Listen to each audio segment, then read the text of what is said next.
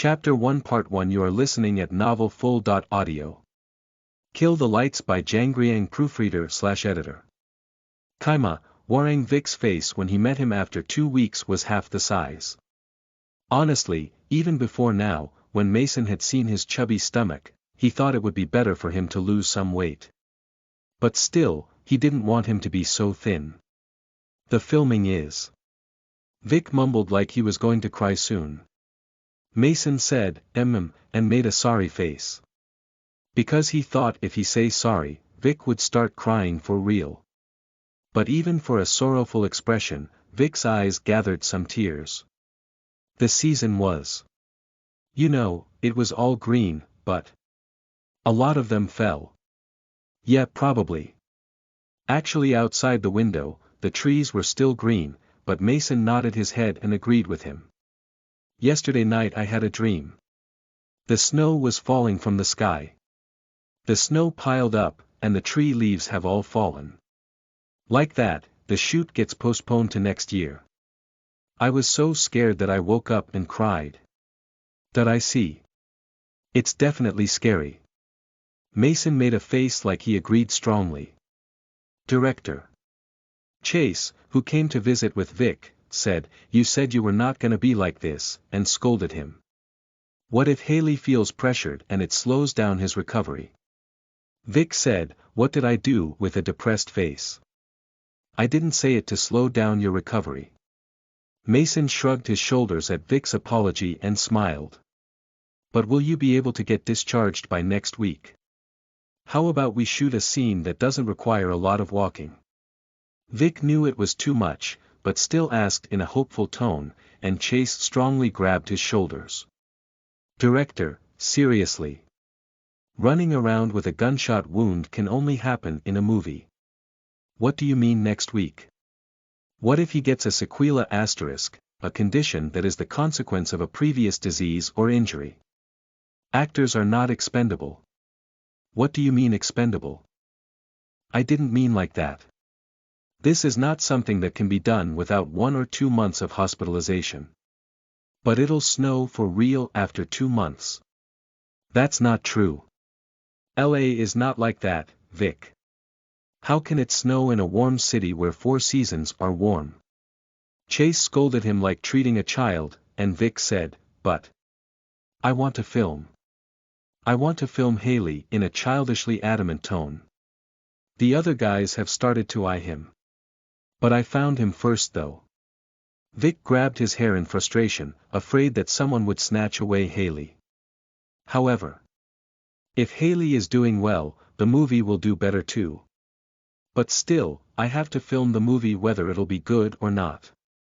Think about it, if it snows, everything will.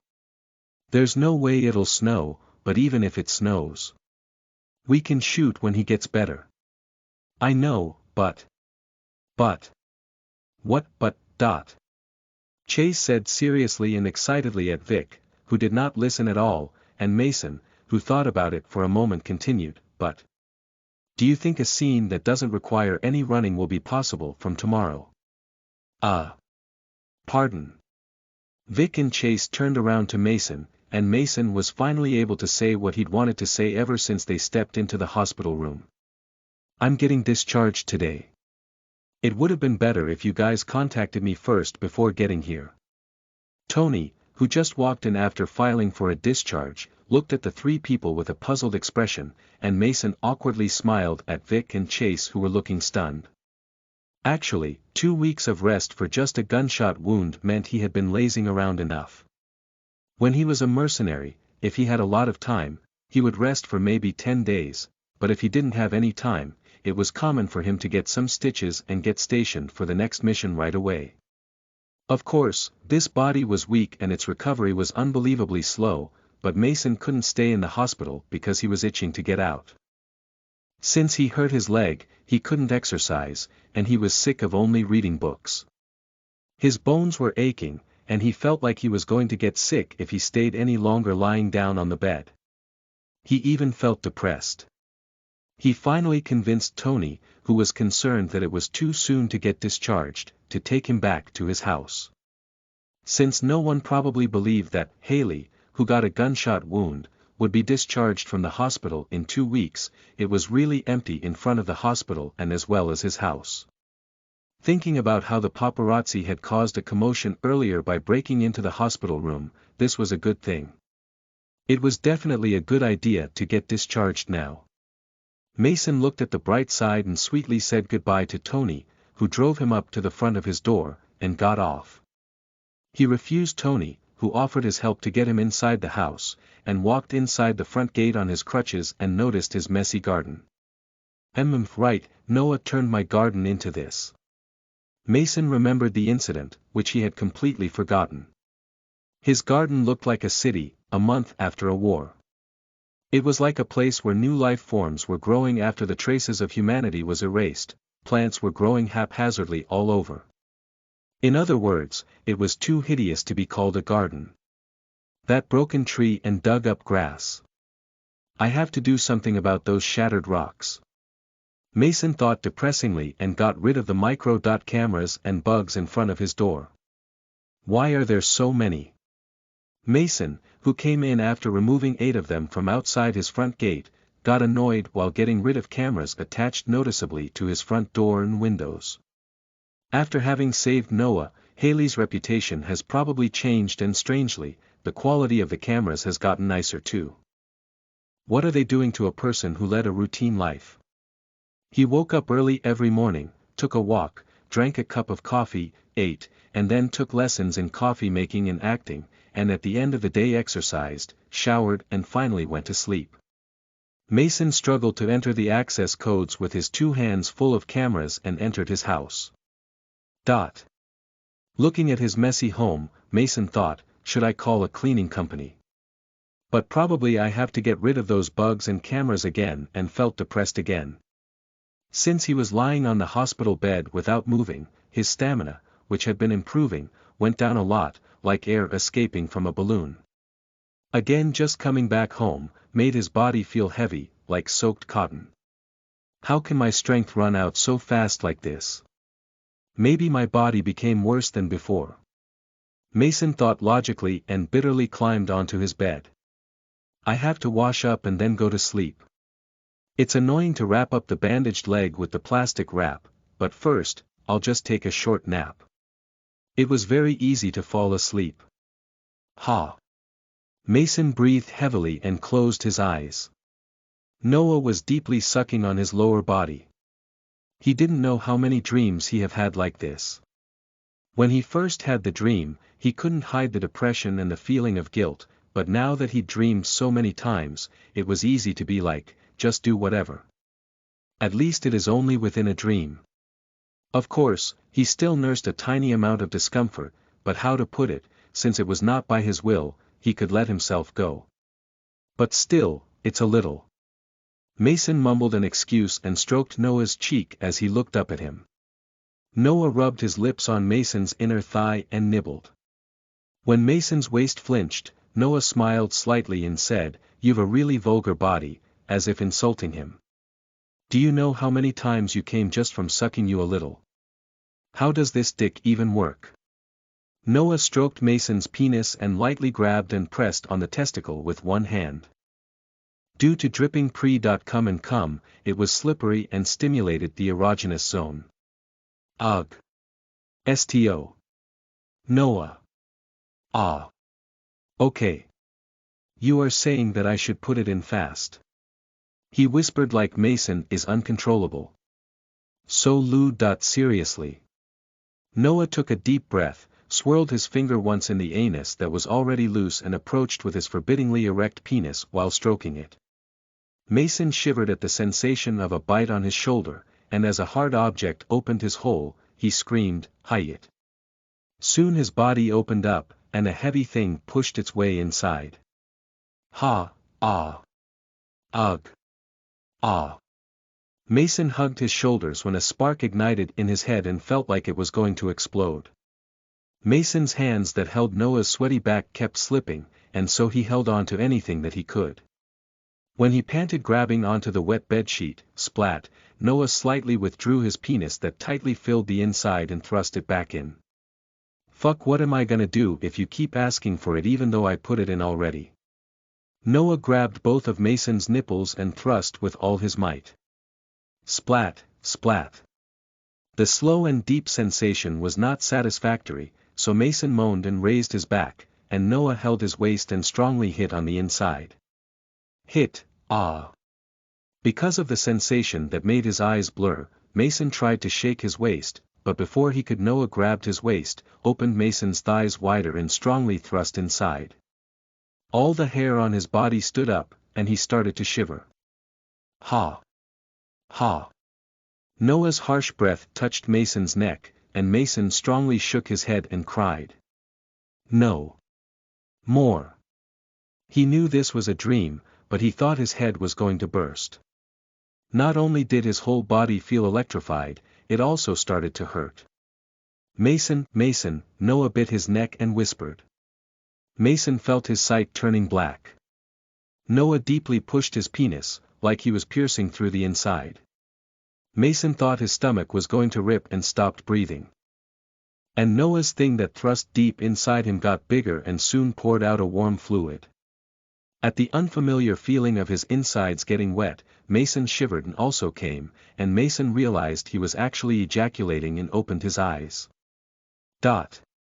Mason opened his eyes and moved his lips at the air, which unlike his dream was cold.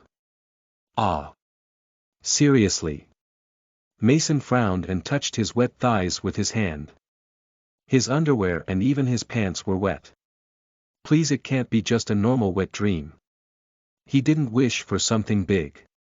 Mason sighed and stood up to the side where it wasn't wet. Scary. Really. When he awkwardly sat on the bed and opened his pants, his underwear was a mess even though he probably never touched it and was only dreaming. He pulled out some tissue and opened his brief with an anxious heart. He saw the sticky cum that messed up his underwear. It was understandable that Noah had insulted him in his dream, saying, "How does this dick work?" Mason opened his brief with some tissue to wipe the insides and took a moment to reflect, as he scratched his cheek. Now that he thought about it, he stayed in the hospital for the past 2 weeks and didn't properly relieve himself. Of course, he thought, but still, this is too much. Mason lightly clicked his tongue and grabbed his penis. The wet dream was so amazing that his body had literally shivered, and so, he felt that the reality was more lacking and unsatisfactory. His hand was wet and felt a little unpleasant, and Mason spread his legs and sat down and moved his hand up and down. Even though he had poured out this much, he got hard right away, and his face started to blush a little. Ah. Of course, I feel something lacking a little. Mason tasted something bad in his mouth and sighed. Now he couldn't be satisfied anymore with a pin-up star like Julia's AV. That doesn't mean that he could think of Noah to masturbate. Mason felt his hand tingle slightly from remembering Noah's erotic face and frowned. But, it's not so wrong. Mason thought, and right at the moment when he started to move his hand a bit faster, Mason startled at the sudden noise and raised his head. Near the bed, the phone that he took out before sleeping was vibrating. Shit, who could it be? Mason looked at the screen, full of annoyance. Noah Ray Carlton. Mason was shocked and swallowed the spit collected in his mouth. Just now he had moved his hands while thinking about Noah unconsciously. He swallowed the saliva and halted. He stared blankly at the ringing phone for a while and soon the vibration stopped. The notification of a missed call popped up. Hi guys. Finally the sidetrack. I hope you guys enjoy it. I got a new job, so I'm still getting used to the new schedule. By the way, thank you so much of helping and supporting me. It helped me a lot. Without you guys, I wouldn't know what to do. I'm so happy that I have readers like you guys. You guys are freaking awesome. Now that our blog is copy.proof, it'll be little harder for them to just copy and paste. Again, thank you so much. Love you guys. Chapter 1 Part 2. You are listening at novelfull.audio. Kill the Lights by Jang Griang, proofreader/editor. Kaima, Warang Mason just realized that he didn't tell Noah when he was getting discharged. When Noah came to visit yesterday, Mason did mention about getting discharged, but then Tony walked and the topic had changed. Did he call because he found out that I've been discharged? Mason gently smacked his lips while rolling his eyes. First I want to finish masturbating, wash my hands or take a shower and then call him back in a clean state. I feel guilty, as it is to use him for masturbation, not to say anything about answering his call like this. Mason slowly started to move his hand again and bit his lips, as his ears turned red. Noah. Mason quietly mumbled and stroked his slippery penis. The phone rang again. Mason felt the urge to come growing closer and thought, can't he think that I'm asleep or something, and kept working his hands, while ignoring the call. The phone kept ringing and after a while fell silent. Mason glanced at the notification of missed calls and moved his hands faster.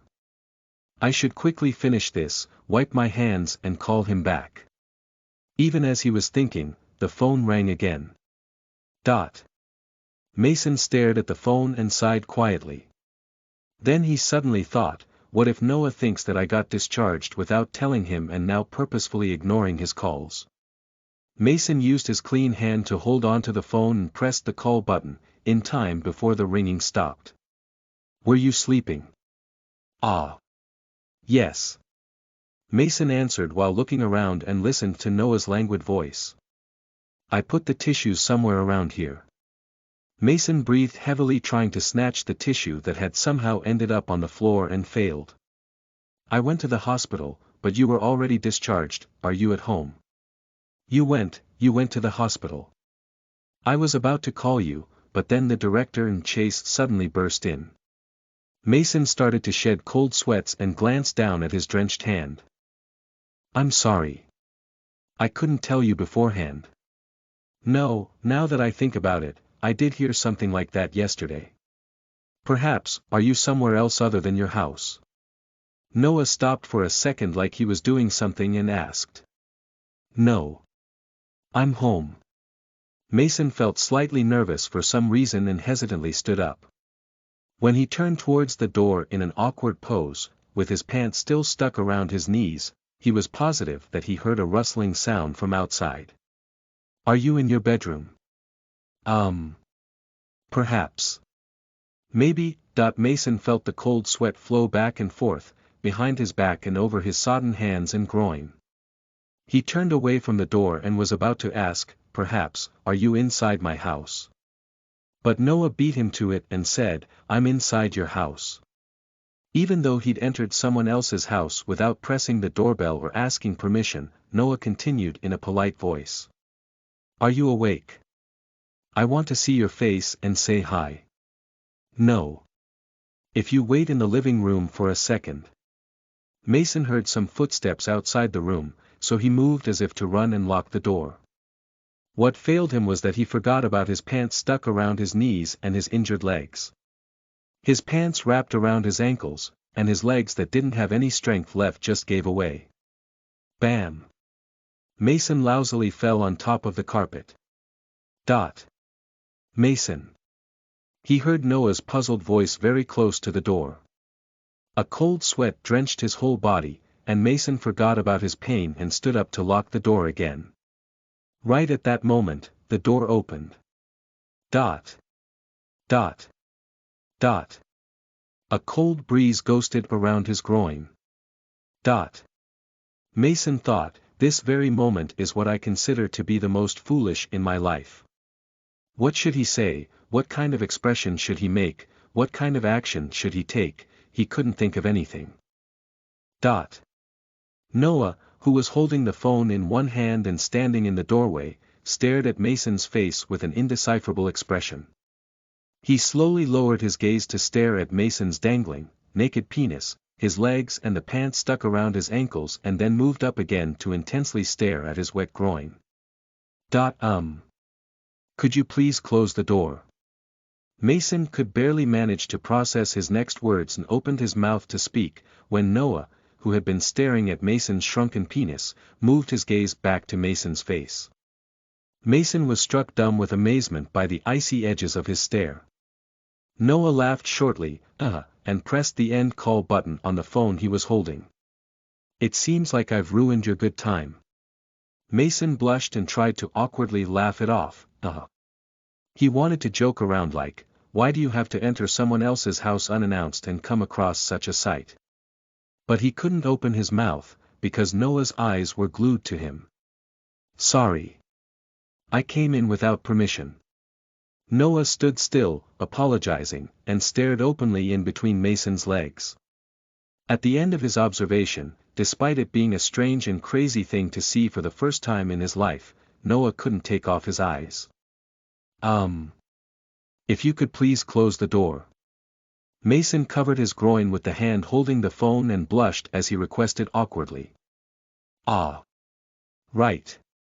Noah closed the door. But, unlike how Mason had imagined, he didn't politely apologize and leave, closing the door after him. Mason was sweating as Noah took a step into the room, closed the door and moved in front of him, effectively blocking him. No. Not that, you have to go out.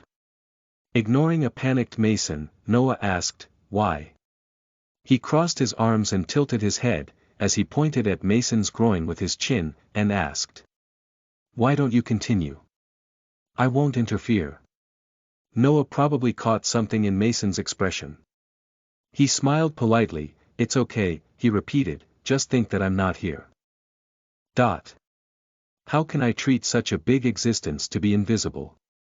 Mason forgot his embarrassment because of Noah's crazy words and grabbed the waist of his pants. He thought that, after putting on his pants he would run to the bathroom and wash his body. Meanwhile, it would be nice if Noah left. Oh no. When Mason tried to pull up his pants, Noah, who was leaning on the door with his arms crossed, uncrossed his arms and approached him while untying his tie. He grabbed Mason's hand that was holding his pants by the waist. It seems like the mood was ruined because of me, but please continue. I feel like I'm gonna be really sorry if you stop like this. Do you even realize what you are asking? Mason couldn't understand what this man was going on about and Noah replied, honestly, I don't know either, and laughed. I can't think of anything, except for continuing to watch that vulgar lower body of yours.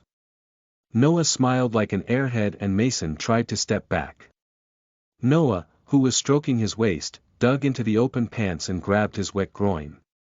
He felt his penis that was all withered flinch when Noah touched it. Mason noticed that Noah's hand, which was stroking his penis, was covered in cum as it emerged from his pants and his ears turned red. Noah stared at it with an indecipherable expression. Mason hesitantly stepped back and tried to escape to the bathroom, but Noah grabbed his shoulders first and pushed him on the bed. Ugh, Mason rolled over on the bouncy bed. Take off your pants. Will the next part be the part you guys have been waiting for?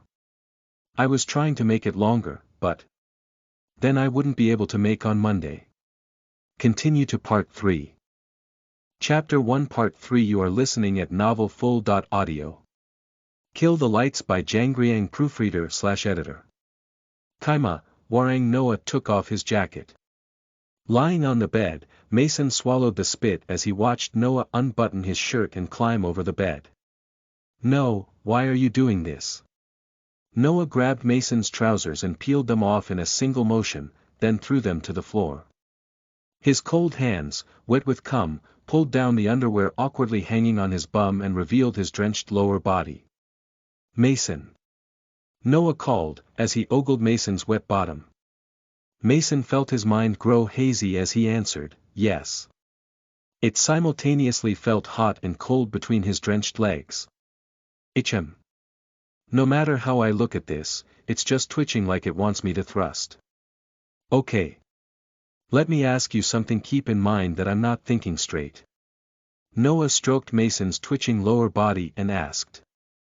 Did you masturbate while answering my call? No. That's not. Did your dick get erect listening to my voice? Did you come? Noah's hands toyed with his bottom. Mason tried to block his arm, but Noah's hand grabbed the diamond piercing, and Mason flinched. While touching here. Whom did you think of? Noah licked his lips as if his mouth was dry, and twisted the piercing. It tickled and Mason held his breath, as he stuttered, Julia. Julia. Ah. The AV actor you like. Noah pulled the piercing and asked again. How about me? Pardon. You didn't think about me. You didn't think about me even once. Noah asked disbelievingly. Mason moaned, heat, and raised his bum as Noah pulled the piercing firmly. How is it? Noah moved closer and bit Mason's neck, as he asked languidly. How many times did you release thinking about me? Mason's sight grew blurry at the warm breath touching his neck and he twisted his body. Noah said this as he rubbed the cum smeared up to his thighs and asked.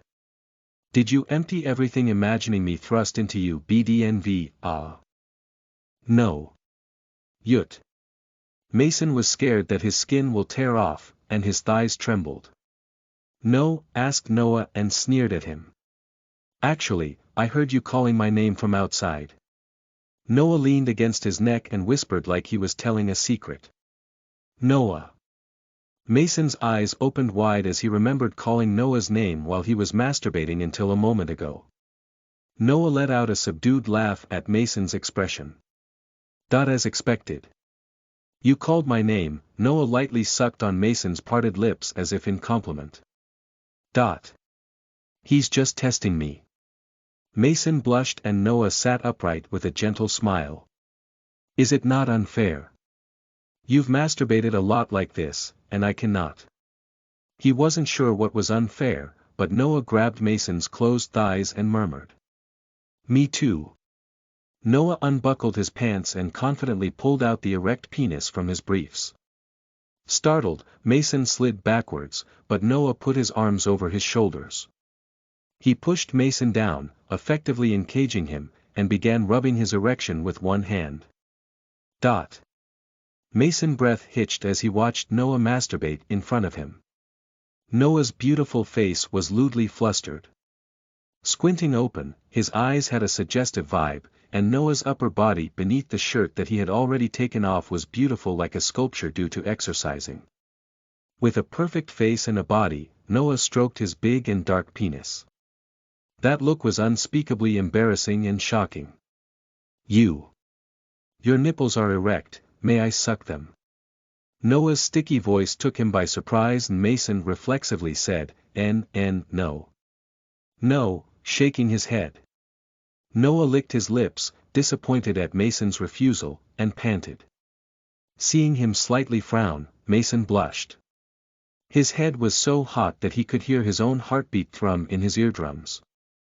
Noah laughed gently and approached him very closely as if to lick his neck.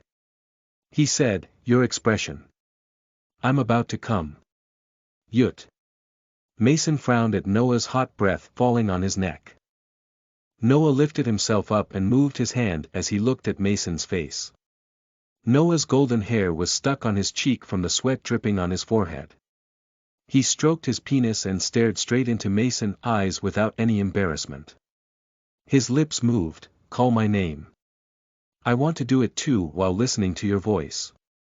Noah said in a sticky voice, and Mason just moved his lips to take a deep breath. He couldn't believe how shameless a person can be. As he watched it all unveil, it was so embarrassing and shameful that Mason's eyes got blurry, but Noah just laughed obscenely and tilted his head. He clicked his tongue in disbelief that Mason neither let him suck his nipples nor call his name. He just kept staring at Mason and moved his hands. He heard something wet, and Noah frowned slightly. Mason. Noah called in a hoarse voice. Mason covered his mouth with his hand, because the heat was overwhelming, and kept swallowing his saliva again and again. Noah soon panted softly and poured out his cum for a long time on his hand. Mason pressed on his chest. His heart was beating fast, and his body was so overheated that he screwed up his eyes. There is a limit to how lewd it can be. This surpassed the limit, where it got scary and shocking. Noah didn't stop rubbing his thing even after he came. As expected, something's lacking. Noah licked his wet lips and looked at his still erect penis and said, He looked at Mason. Want to do it? He was eyeing Mason's crotch. Mason covered his eyes with an arm. They were so hot that he couldn't stand it. His penis felt full enough to burst. Noah was too sexy. Blonde-haired like how Mason favored. And the way he acted impudently, despite his innocent face. Aside from Haley's horny body, Mason couldn't hold his own natural desire. After all, Mason was human too. Because of all these sensations that made his head feel weird, Mason swallowed the spit that was collecting in his mouth and thought, whatever. He imperceptibly nodded his head. Noah smiled brightly and pressed down on Mason's shoulders. But not even 5 minutes later, Mason regretted nodding his head. Heat. Ought. Mason swallowed and gasped, as Noah stubbornly bit and sucked his nipples like he was releasing his anger from getting rejected a moment ago. While Mason had said yes because he too wanted to do something to Noah's pretty face and body, it was becoming impossible for him to withstand Noah's actions. Noah rubbed Mason's sensitive waist with his wet palm and grabbed his trembling butt. Mason bothered to hold his breath away and begged, wait. Let me take a breath, HT. He became so sensitive that he thought he was going nuts. Noah smiled like, what are you talking about, and rubbed Mason's thighs. He spread Mason's legs apart and licked his penis that was wet with his cum. He bit and sucked on his inner thigh that was sensitive. Ugh, ah. Mason bit his teeth in order to hide the weird and lewd sounds coming from his throat, but his mouth kept coming undone. Out of nowhere, Noah's finger touched his inside, and Mason moaned and lifted his back. He felt Noah's teeth biting his piercing. Just. It wasn't like regular sex where there was kissing and a little caressing, before putting it in and coming. It was all sticky and obscene. Mason felt his waist tremble and tried to push Noah away. If this continued, it will be no wonder if his head turned weird. No, it'll definitely become weird. Noah licked the area surrounding the anus, lightly caressed it with his tongue and put his finger in and shoved around stickily. At the same time, he grabbed the runaway waist of Mason and anchored it down. He grabbed both of Mason's legs and spread them apart. He pulled them straight up, lifted his waist high and straightaway pushed his penis into his anus. Heek. Mason held his breath. Something enormous split his body and pushed inside. Slowly his insides opened up, and his whole body was drenched in cold sweat. Unlike the finger, Noah's thing was too big and hard. Mason couldn't breathe well and panted, but Noah cruelly pushed ahead as if to rip him apart. He felt a horrible sensation like his intestine might rupture. Noah's thing tightly burrowed inside, and Mason was quivering in shivers. Noah sucked Mason's parted lips as if to placate him. Mason. Noah called him in a sweet voice. Mason couldn't hear anything or see anything. It was already too much of a struggle to keep from fainting in pain. It was different from the dream where he could come right away after Noah put his thing in. As he experienced the pain of his intestines getting crushed, he felt a very faint tickling sensation. He trembled at the feeling of his piercing pressing against his skin. Noah licked Mason's damp eyes. Does it hurt? Perhaps it hurts. Noah asked, as he moved slightly and thrust inside. Ugh, it hurt. Mason panted and Noah demurred. Acting like a virgin. I know how slutty this body is. Noah started to move his back a little by little and licked Mason's neck. Heek, Noah's penis dully rubbed his insides, and he got goosebumps on his neck. Noah sucked Mason's ear like he was going to chew on it and whispered, Mason. Yut. Mason felt an extreme pain whenever Noah moved and the rubbing on his insides turned dull and tight. Whenever Noah moved or popped a certain point, he felt a sharp sensation hit his body. Heek, yut. Mason bit his lips and covered his mouth with his hand to hide his sweet moan, but Noah didn't leave him alone. He licked the back of his hand with his tongue and gnawed the tips of his finger, while thrusting his hips harshly. He felt Noah's testicles and pubic hair crash on his butt, and the wet sloshing sound whenever their skin made contact was extremely erotic. Ah! Ah! Yuk! Ugh! Mason panted and moaned. His vision was shaking strongly and sometimes it got bright or blurry, and his skin was tingling. Noah kept thrusting deeply and maliciously, rubbing the inside, where Mason felt the most. Ha, that it's chaotic. You're inside. Noah laughed in a sexy voice at the trembling of Mason's insides. Mason flexed his shaking legs and twisted his body. He couldn't think straight, his whole body felt like one big penis. From head to toe, he got all red and bumping. He didn't become like this even when he took drugs. He thought it was completely different from the dream. When pleasure poured in a sharp sensation after the pain that had ripped through the body, he couldn't withstand it. Mason, who was struggling to push Noah away as best as he can, grabbed his arms, but then hesitated and stopped. It was because he touched the bandage wrapped around Noah's arm. Mason couldn't push him away and instead, held his breath and started to shake again. Noah laughed quietly. He knew why Mason hesitated. Mason. Noah called him softly and hugged his shoulders intensely. Mason panted and breathed heavily, since he couldn't think straight, and his body was shaking, on the verge of collapse. Mason hesitated, as he loudly heard Noah's heartbeats, but he wrapped his arms around his back. Noah touched Mason's forehead with his forehead and stared at his face with languid eyes. Feeling his burning body, Mason held his moan and trembled, and Noah kissed Mason's cheeks and lips. You are awfully quiet today. Not moaning. Call my name.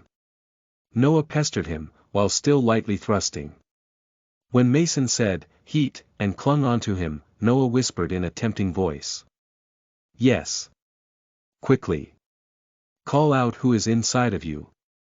Noah continued while thrusting in. Because of Noah's movements, Mason felt a pleasure that, for a second, made his body shiver. Heek, ah. Mason came while trembling. Noah didn't let him go even when Mason was coming and stickily thrust inside him. Mason felt like his head was about to explode and screamed. No, act. Mason wanted to run away from Noah, but at that moment, there was nothing to hold on to except for Noah, so he called out his name and clung to him. Just like this. You make me feel desperate. Fuck really. Noah cursed and started to thrust strongly. He held Mason up and made him sit on his thighs, and Mason struggled because of how Noah's big penis felt like it could thrust all the way up to his neck. Hoot, yut. Mason penis that had only just emptied, still had some liquid to spill. Noah embraced Mason's shoulders and thrust his hip. After thrusting deeply, he made Mason lie down again and strongly bit Mason's neck. The pain on his neck and a hot breath made Mason scream and shake, and Noah greedily sucked on Mason's lips. He felt Noah, who was deeply seated in him, come. Mason sighed as a hot and slippery liquid poured inside him like water. Mason weakly answered, yes, when Noah gently called out his name while coming and closed his eyes. Mason, Mason. Noah kept on calling him, but he couldn't answer him no more. The world was turning blurry. Sorry. I ignored you guys for 2 weeks. I was too scared to see the comments section. LOL. Here is the moment you guys have been waiting for. Did you guys like it? Did it hit your expectation? Or was it better than your expectation? Haha, so happy that I can finally release this part. Continue to sidetrack 2. Chapter 1.1. You are listening at novelfull.audio. 01. That day was somehow weird. My body was heavy ever since I opened my eyes. It was like something was pressuring my shoulder. Maybe a cold is coming. Mason Taylor didn't think anything weird. Actually, it is weird if my body was light. It's already been 2 months since we started our mission. So, for 2 whole months, I don't want anything big, I just wanted to sleep in a place with a roof. I'm seriously gonna quit after this job. One of the team members named Clark said something similar what Mason was thinking. Mason laughed. For 3 years, that guy said exact same thing every time they were on a mission, but he's still doing this job. I'm serious. I even wrote down my letter of resignation to send it right after this job. Do you want to read it? This stupid bastard was saying how he wanted to become a writer, so he wrote this really well, like poetry. And Mason said, "Why do you have to write letter of resignation well?" And frowned. "I told you my dream was to become a writer. Didn't you have that kind of a dream, team leader? Any dreams?" "Of course I do. Who do you think I am? Team leader has a dream. A guy who is so dry." This bastard said it rudely, and Mason nodded and said, "Ah. This instant, I want to take a hot bath, drink warm milk, and sleep till I'm not tired on a dry bed." It couldn't get any better. Just to imagine that scene made him feel really heavy and tired. Seriously. Why are you like this, team leader? That bastard said it like he's sick of it, and Mason checked his watch and said, "Why are you like this? In front of the enemy's territory. They look relaxed, but they are in live or die mission. When they get ready, they will intrude the enemy's hideout in the bunker and either kill the target or get killed." "What do you mean?" Ashley, who was applying mascara behind them, asked, and Clark asked, "Sis, don't you think our team leader is very dry?" To get some agreement, he said his dream is to take a hot bath and sleep on a dry bed. That sounds good. Fred, who handed lipstick to Ashley, murmured it like he was daydreaming, and Ashley smacked Clark's head. "Don't you think you are too clinging? What kind of mercenary will read this kind of poem? What about poems? I'm really going to quit this dry job. People in here think it's embarrassing to read books. And their brains are filled with muscles. Who are you saying this muscle to? Do you think how disgusting it looks? A guy who looks like a gorilla carrying around poetry book and cries over it." He got smacked again. Mason laughed, looking at him crying, holding his poetry book, and teased him, "Did you even pay off your credit card debt? This team is so relaxed. Are you guys ready?" Aaron, who was guarding outside, asked, looking inside. 3 months ago, he got dispatched to Mason's team, and after they decided the plan, he looked very nervous. He looked like if anyone touches him, right away he will say, "Actually, this mission is to kill weapon merchant Alta." He disagreed strongly when they said they will enter the enemy's territory disguised as prostitutes. He agreed that this is the only way to kill the target, who never came out of the bunker for like 2 months with only 12 team members. But he still didn't like this plan. "Do you want to stay here?" When Mason asked, Aaron's pride got hurt and said, "I don't need it," and frowned. Mason saw Ashley looking at Aaron secretly. Ashley felt Mason stare and smiled awkwardly. It's none of my concern, but he is not a good man. Just like common mercenary, he is a common trash. But she probably knows that too." Mason was checking his weapon. He put Taurus PT-22 on his ankle because it has a small frame, so it's easy to hide. He checked his watch. "If we're too late, they'll suspect us. We should get going." Mason looked at 2 actual prostitutes and guards. They were shivering next to guards who were tied up and fainted.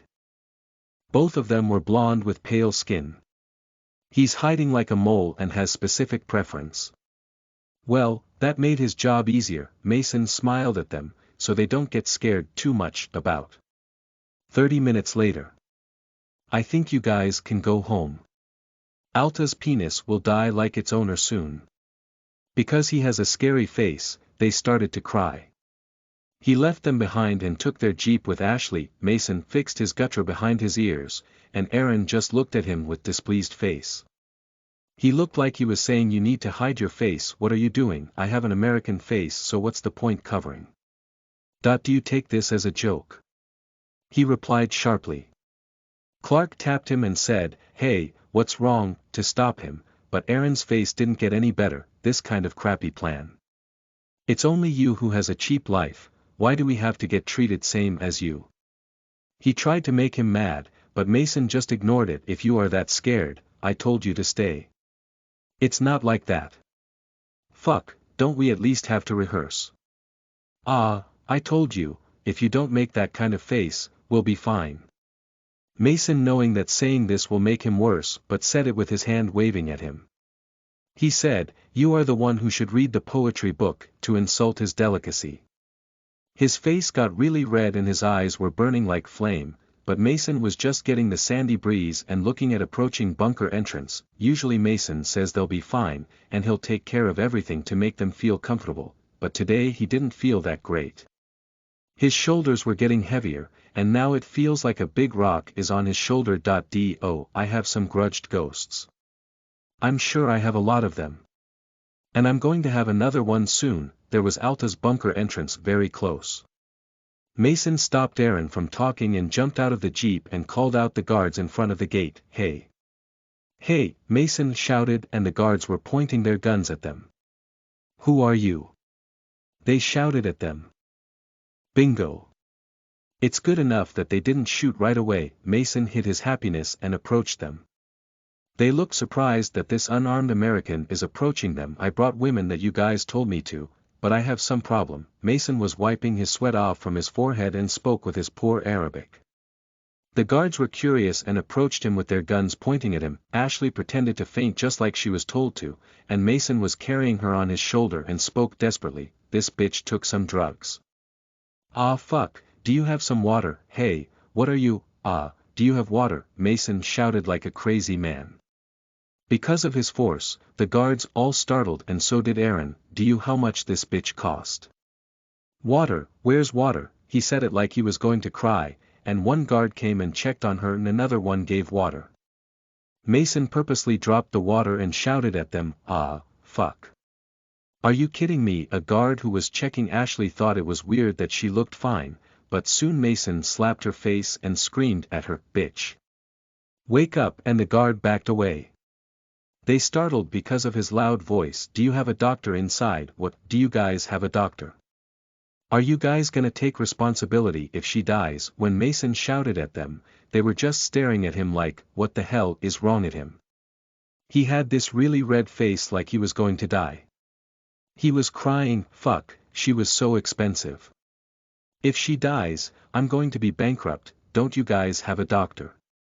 I'll pay." He was begging to save her, and the guards were confused and talked to each other.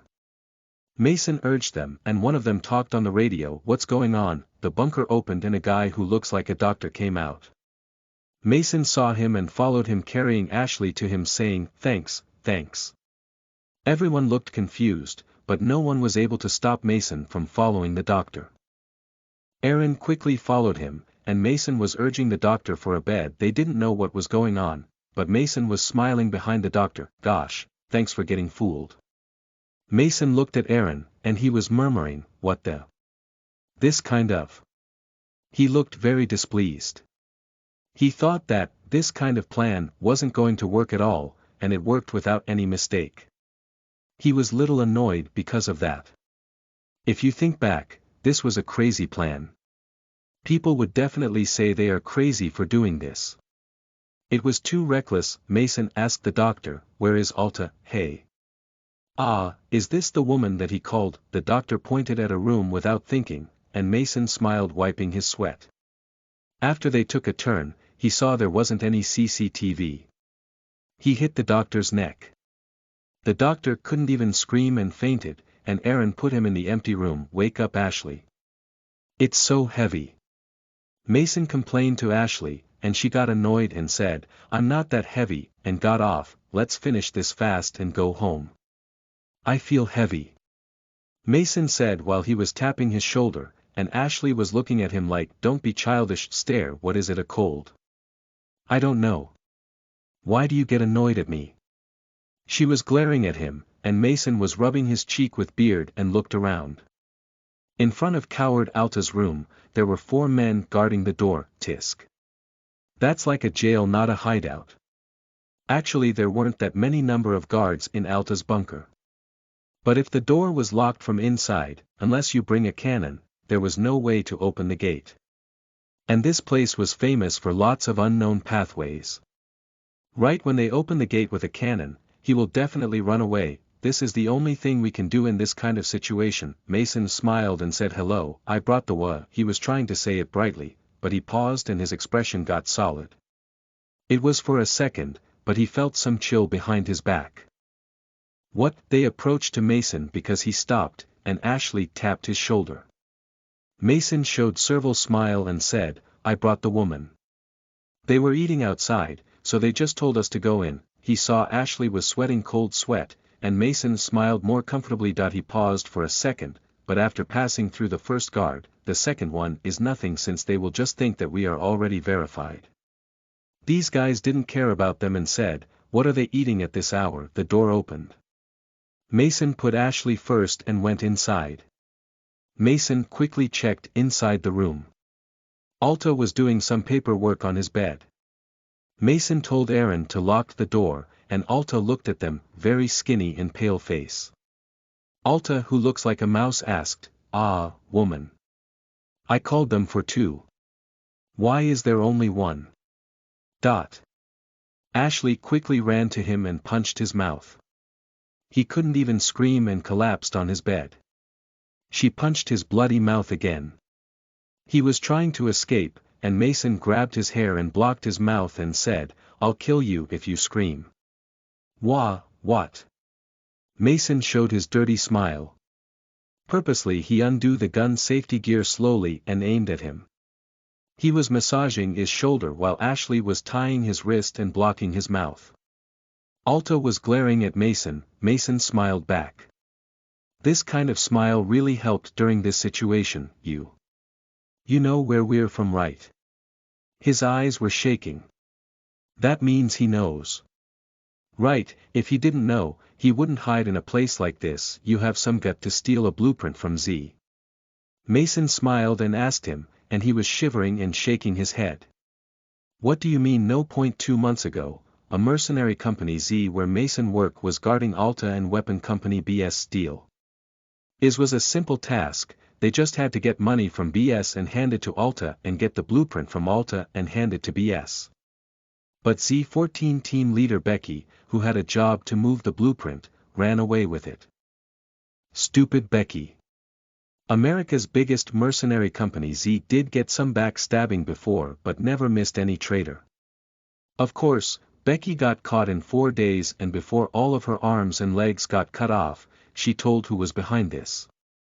If she told them earlier, she could have at least saved one hand. Anyway, the name that she told was expectedly Alta. Z sent Mason's team only with 12 people to get the blueprint back.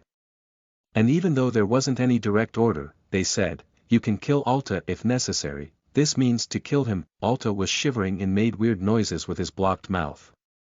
Mason got in front of his face and asked, "The blueprint? Where is it?" Alta's eyelids were vibrating.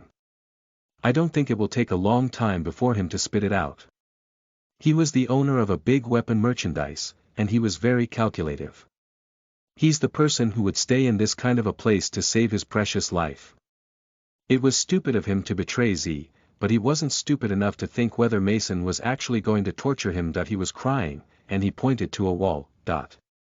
Mason looked at a place where he pointed and smiled. "You know. If you scream right, that door won't even open anyway. This coward will never use a door that will be easily opened from outside." Mason removed a handkerchief from his mouth. He was rolling his eyes, behind the frame. Mason nodded to Ashley, and she removed the frame from the wall. "There was a small safe door, it's inside there." Alta said it with a shivering voice, and Mason looked at him and the safe back and forth. Ashley desperately asked, "Passwords," and he said, 463788. As soon as Ashley hummed and tried to open the door, Mason saw Alta's eyes were sparkling. Right away he hit his head with his gun. "Ashley. Don't touch that." "What? Why, what's wrong?" she asked with surprise, and Mason grabbed Alta's head from the floor. What? Stand up. You open it. After Mason said that, he saw Alta swallowing his dry throat. Ashley took her hands off right away. What the? Bluffing. Pretty sure. A guy like him will never put his $10 million in a place like there. Just by looking at his reaction, probably there is a bomb instead of the paper. If the bomb goes off, he will probably roll under one of those bomb-protected table. Do you want to open it with your hand, or actually take it out? Mason smiled and asked. Alta was rolling his eyes and asked, Are you gonna kill me? I don't know. Upper people said, eliminate if you need. Because what Mason said, his face was pale due to anxiety. He seemed to know, eliminate if you need, is same thing as, kill him. Let's make a deal. A deal. Underneath my bed there is the safe that has the blueprint of the missile and the bank account key from Swiss Bank that has my whole fortune. I'll give you everything, so spare me. Mason signaled Ashley, and she removed the mattress. She frowned because there was nothing there, but he said to open the bed. Underneath the bed there was a small gap, and she put her finger in it and removed the cover. An adult body-size hexagonal-shaped safe came out. It's about $50 million. There was a sound of Ashley and Aaron swallowing after this guy said about the money, but Mason frowned. When he looked at Aaron was looking at Ashley. $50 million. That's a lot of money. Alta probably felt Ashley and Aaron's agitation, so he looked at them carefully. If you spare me, I'll tell you the safe number. How do we know if you are telling the truth? That was Aaron who asked, and he approached him. Mason was about to warn them not to think anything stupid, but he closed his mouth. Probably because of his heavy shoulders, he didn't want to bother them. Anyway, they can't even do anything else with the money, do you think I'll cheat with my life? I know my life is precious. He said it, but Mason laughed. A guy who knows his life is precious betrays Z and BS. Mason actually didn't have to know if he was telling them the truth and didn't have to make the deal with him. I'll tell you the password if we're out. Never mind. Mason shrugged and loaded the gun. His face got really pale and Mason was thinking, my shoulder is too heavy, and stared at him without any expression. I'll just hand that to Z just like that. The upper smart people will get the password. Giving them the whole safe is to annoy the superior who sent only 12 people to do this difficult mission. As a person who took care of many safes before, that safe looked very fucking difficult to open up. Wait, it's $50 million. Wait, I'll tell you the passwords. They need my iris and fingerprint scanned. Still, no. 12, 36.5, 37. Alta desperately crawled and poured out the password, and Mason frowned, putting his finger on the trigger. If I hear everything, I need to report it to the superior, and I don't want that. If I tell them the password, the director, Beretta, will smile as always and give him these fucked up kind of job again later. Wait, team leader. Behind him he heard Aaron calling for him, but Mason didn't hesitate to pull the trigger. He saw Alta shivering and breathing his last breath and saw he was saying the last number but pretend not to see it. A gun with the silencer shoot a bullet through Alta's chest. His coughed out blood and kneeled. He was heavily breathing and frowned, and Mason was, what are you doing? Aaron. Ashley screamed. Mason felt warm sticky blood dropping down middle of his forehead. He didn't have time to understand what was going on. The heavy air that was pressuring his shoulder since the morning pressed his whole body like a compressor. Mason blinked and Ashley was calling, team leader. Team leader, but he couldn't answer. He didn't even realize something hot was dripping down from his forehead and to the ground, and he fell on the cold floor. He was trying to breathe for a second, but blood came out from his nose and mouth and wet the floor. His whole body was shivering and convulsing. It happened so fast, the light in his eyes was getting small really fast and blurred. A cold feeling started from his forehead, spread quickly through his body. He began to lose his sense started from his fingertips. What the hell are you doing? Ashley shouted like she was screaming, and Mason saw Aaron was approaching him with his dimmed eyes. He grabbed Alta, who was either already dead or dying, head and pointed a gun to Ashley and said something. He seemed like he was offering something, but Mason couldn't hear it anymore. Because he already had his last breath. A dark energy that was pressing on Mason's shoulder since the morning suddenly swallowed him right away. Inside of Death's stomach was cold and dark. Chapter 1.2 You are listening at NovelFull.audio. Ch1 Part 2 At the similar time in a house in LA. An expensive house looked pretty gloomy, probably because the lights were turned off, or it is probably because the house is in a secluded place, maybe because of the white moon. The house was so quiet that it seemed like no one was living there, but deep inside the house in the basement. A small storage down the stairs. Inside the wooden door, the sound of a small machine and water never stopped. But suddenly stopped a while later. The wooden door opened and a man with a tired face came out. Something probably happened in there. The man was sweating cold sweat and came out of that basement. He opened the basement door little and stared at the wall outside with his bloodshot eyes. There were many shiny camera lenses pointing at him, those damn paparazzi. He could see those people over the wall trying to take a picture. He pressed a button, and all the blinds in the house covered the windows. The living room was filled with cold atmosphere. He accidentally kicked a pile of newspapers on the floor. His manager Tony Bridget brought these in the morning. Those newspapers were filled with provocative headlines. Haley confessed to Ray Noah. Did Hollywood scapegrace Haley Lusk actually confess to American sanctuary Ray Noah? Last night there was a shocking news that Haley Lusk confessed his feeling to Ray Noah, and on the paper full of ridicule and criticism there was some crappy picture of the man. Oh my God. Haley proposes to Ray Noah. Finally crazy. On the provocative headline they used a picture from last year when the man climbing the wall of rehab to run away. On the paper where it says, Haley Lusk vs. Noah Ray Carlton, there was a picture of him falling down holding a cup of coffee after a trial of drunk driving. He hated that picture. The man turned around stepping on the newspaper. In the living room, unlike the picture in the newspaper, there were many pictures of a beautiful man. Everything was when he was a child. He was a child actor. When he was little, he used to be popular actor, but after his parents died, he destroyed himself quickly. Drinking, smoking, doing sex, and getting high was everything he did. Cute lovely face dropped to gloomy and normal face. His parents' money and the money that he earned was uncountable, but these gold digger cousins and his extravagance life made his finances nearly to bankrupt. The accountant agency warned if this kind of life continues, he'll definitely go on bankrupt in 1 year, but he didn't care because in his eyes, he still looked cute and lovely like he was when he was a child actor. He thinks that the pictures that paparazzi took are all malicious pictures, and the pictures that he sometimes take for modeling looks bad because the photographers hate him.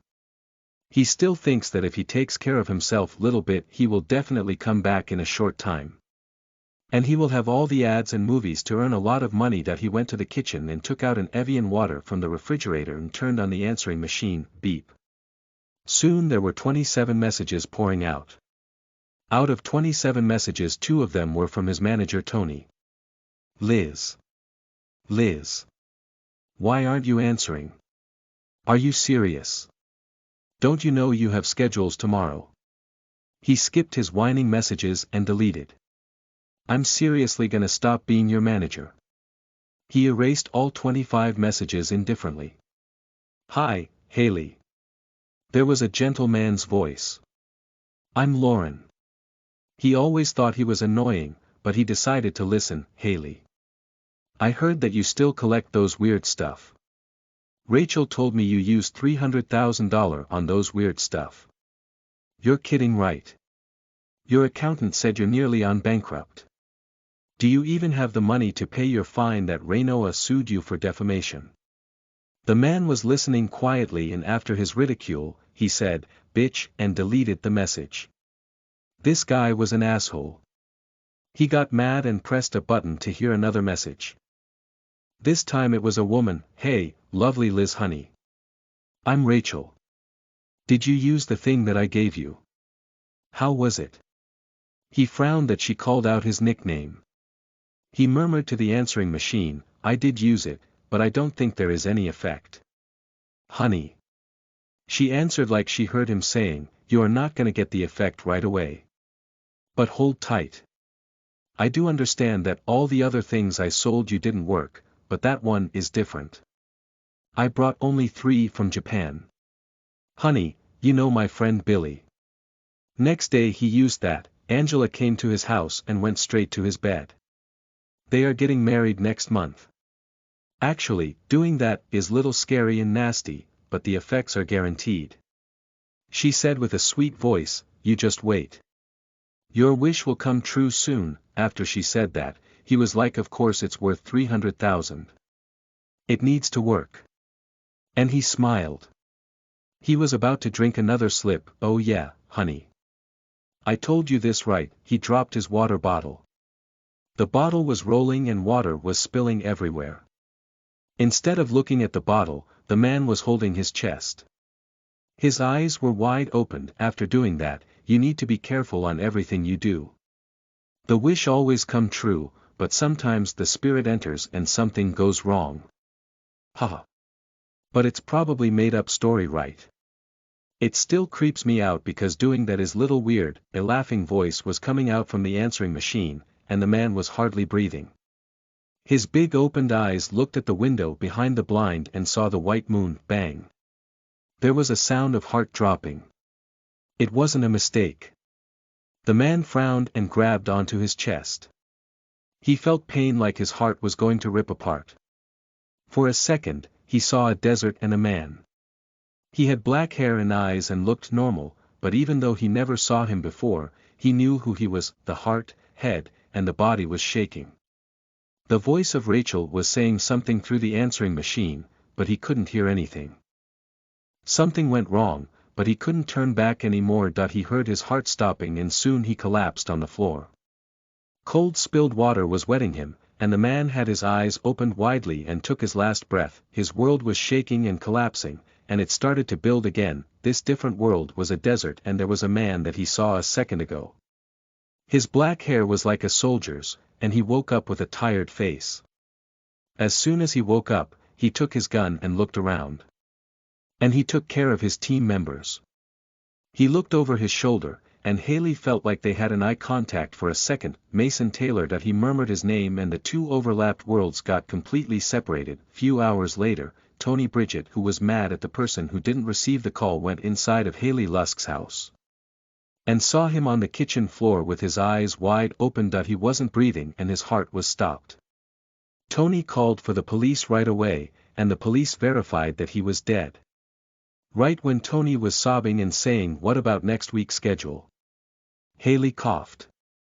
Everybody stopped working and looked at him. And a young police that was standing closest to him startled little bit and put his ear to his heart. There wasn't any sound coming from him. Did I misheard? Is there a cat in this house? When he was thinking that, he felt a small breathing. When he thought he heard something wrong, he definitely heard a small heart thump this time. What's wrong? The young police screamed and stepped back, and the other police asked. The young police got paled and said, he's alive. He's alive, this. He shouted and Tony, who was standing stupidly, ran towards him and checked his heart. He wasn't lying. His heart started to beat again, like a miracle. That was the start of changes. Chapter 1.3 You are listening at NovelFull.audio. Ch1 Part 3. And during that similar time in New York, there was a movie Shutter premiere at a hotel, and the place was loud with the camera shutter sound in front of this one man. Bright shutter lights were flashing everywhere. Mr. Ray Carlton. Look here. Tell us something. Mr. Ray. Here. Here. A blonde guy who looked better than any celebrities looked little difficult due to all these reporters surrounding him. Mr. Ray Carlton. What do you think about Haley proposing it to you? You can be honest. No one is going to blame you even if you say you were offended. Because of what this one reporter said, everyone started to laugh. The blonde guy looks really handsome with the black suit named Noah Ray. He made an awkward face 2 days ago. The official Hollywood bitch, Haley Lusk, was at the after party of this one fashion show. There was an incident where he was completely drunk and confessed to Noah. Even if he was sober and said, "I'm your fan. I like you," people will be mad at him for liking him. But Haley stopped Noah in front of everybody in the party and said, "Excuse me. I do that really well." Spitting out all these vulgar stuff, and he said, "Sleep with me for once." Yes, and clinging on to him. "If you sleep with me once, you'll never forget about it. And then, marry me." And shouted, "I really love you," and of course he said, "I'll die if you don't go out with me." Oh my God, Haley. Everyone at the party sighed, and what happened on that day quickly spread through SNS and newspapers. If it wasn't Noah Ray Carlton or Haley Lusk, this wouldn't be this big, but Noah Ray Carlton, who is Ray Noah. His grandfather was the owner of a big petroleum company in 1900s. He was called Midas's hand, George Ray Carlton. Noah's mother's side was a famous politician family, Kellys. Edgar Ray Carlton, who established the biggest law firm in U.S., and the best actress Rebecca Kelly's only child. America's thoroughbred. That is Noah. Currently he's helping his grandfather to invest in many cultures, defense, environments, and etc. He invested in many companies that helped the world, and everything he touches turned into jackpots, so he was able to gain large sum of money. And there is Haley Lusk. He was a famous child actor and caught many Americans' eyes, but just like many other children actors, before they became an adult, they ruined themselves with alcohol, drugs, luxury, and sex. He became one of those typical children actors. He barely comes out in the newspaper for dirty scandals, and only thing he has is the little bit prettier face than the average people. But still, compared to Ray Noah, he was nothing. That it was like a street whore confessing to a prince. And everyone thought that it was disgraced. Please say something, Mr. Ray Carlton. The reporters were like the hyenas trying to get any kind of information from him. But Noah Ray Carlton just apologized with courtesy and modesty and passed by the reporters with his secretary Phil Hepson. Even if that person was a trash, it wasn't like Noah if he said something nasty about him. "Mr. Ray Carlton, I think it's best for you if you leave for today." Phil looked around the hotel entrance and frowned. He was ought to go to the movie premieres since he was the biggest investor, but the situation wasn't good. Many people couldn't enter the hotel because all the reporters were blocking their way. And people who were about to go inside the hotel stopped to see Noah's face, that he had a difficult face, and looked around. When he looked around, many reporters were amazed. His beauty even surprised them, even though they saw many other good-looking celebrities. Ray Noah is famous not only because of his family background, but also because of his famous incident where he got kidnapped when he was a child, and people say that his business skill is way better than his grandfather. And he shows gentle personality and manner to everyone. Every day there are tens of paparazzi following him, but his private life never gets revealed. There are many reasons why he was so famous. But people who actually saw his face in real life will know the biggest reason why he is so famous is because of his beautiful face. His beautiful figure was like just popped out of a painting. His fancy blonde hair, mysterious green eyes, perfect sculpted beautiful face, tall height, and beautiful face and model body shined brightest when he was smiling. There are probably less than a handful of people who would not fall for his sweet beautiful smile. The reporters woke up after they were blankly stared at his look. They started to press the shutters. The flashes were everywhere, and the man sighed and said, "We should go back." To Phil. Phil called the car that was ready, and a black Rolls-Royce stopped in front of the hotel entrance. The bodyguards made the way to the car. The reporters started to take pictures like crazy because those were the only thing they could have. Because of the reporters whining, Noah apologized to them, saying, "I apologize. I don't have anything to say." But as soon as he was about to get on the car, one reporter grabbed his shoulder through the bodyguard's guard. Noah startled and looked at the reporter. "Excuse me." The reporter stuttered. Before he grabbed his arm, he had something already in mind to say. If Noah shows his awkward smile, he was about to say, "What's so hard to say a word? Please say a word." But when he saw Noah's expressionless face, he froze. His cold green eyes stare gave him cold sweat. But soon Noah smiled like that expression was his imagination. He let go of his arm and smiled nicely. Because of his smile, the flash shutter sound was getting faster. The guard pushed the reporter away. He was looking at Noah with nervousness, but himself didn't know why he was acting like this. Phil opened the back door, and Noah got on the car. And right before the door was about to close, what? Haley. Among the sound of the flashlights, there was a man's voice pretty loud. The man who was answering the phone closed his mouth and looked around. Did something happen to Haley Lusk?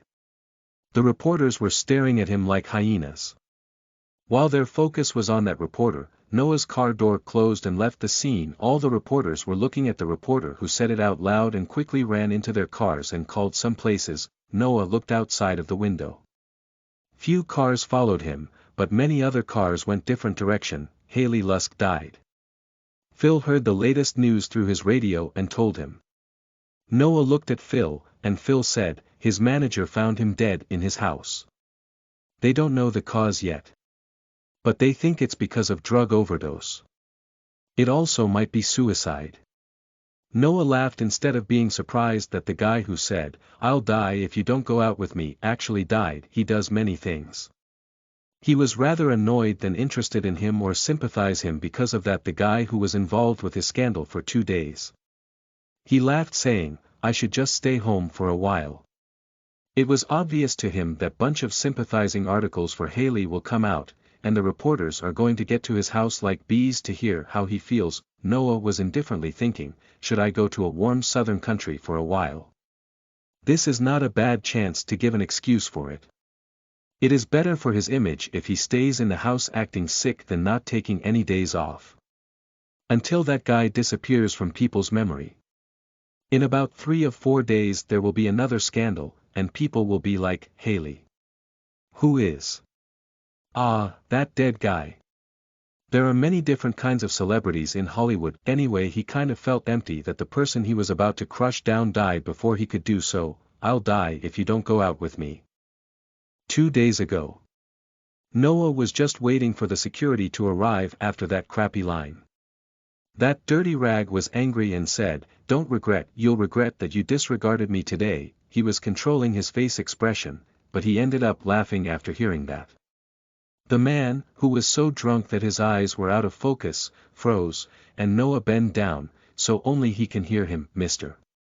Lusk, you'll end up filming dirty porn rest of your life." Noah smiled kindly and looked at Haley, and he was just frozen from hearing his vulgar way of talking. "So, why don't you worry about your hole than mine? It's probably already too loose." He actually said it like he was worrying his close friend's health, and Haley's face slowly turned blackish red. Noah shook off his clothes where he grabbed him and turned him around. Behind him, he was screaming, You are gonna regret this. Just watch." But Noah didn't laugh this time. Did he meant by "I won't be able to crush him down"? He murmured to himself. "Regretting just because I wasn't able to destroy that person. I do have that kind of personality, but I'm not a sadist." Noah just stared at the window. Or did he actually think I'm going to regret just because he died? Since he didn't know his place, it is possible that he thought it like that. Probably, even if that trash-like guy dies, of course he or the world won't care. Noah was neither regretting nor showing sympathy to the guy. He was thinking, it would be better for him if he dies now. He wasn't kidding when he whispered he'll live filming porn rest of his life. That kind of thing was easy for him. Destroying that kind of dirty rag to hell, since he invested about tens of millions every year to movies, dramas, and other entertainment businesses. He was stupid, and only thing he could do was to throw tantrums, so in half a year, he'll end up filming bestiality or gore porn films. Even if he was alive, he'll probably die from either drug overdose or intestinal rupture from putting something dangerous inside of him. Thinking about those made him think it was better for him to die like that. It is definitely better for him to die now. He was thinking that. Phil frowned after answering the phone. What? He checked the information again and looked at Noah. He talked on the phone for a while and hung up. And he told him with bewildered face, Mr. Ray Carlton. Haley Lusk seemed to be still alive. Haley Lusk is alive. He definitely got a latest message that he's been dead for about 1 or 2 hours, but the message has been overturned. Haley Lusk is alive and now he's heading to the local hospital. Phil checked if the message was misinformation, but it wasn't. It was true that he actually stopped breathing, and rigor mortis was already happening, but he suddenly revived according to the police. No, he was definitely dead but revived. It wasn't like he revived right away. His body became cold, but his heart started to beat. Phil was surprised about that, but Noah was just indifferent about it and just slightly frowning. Chapter 1.4 You are listening at novelfull.audio. Ch1 Part 4. Beep. Beep. Beep, there was a sound rhythmically coming from a distance. And somewhere there was a sound of air pumping. No. It sounds like it's coming from very close distance. Mason couldn't move and was thinking what these sounds were while he was half asleep.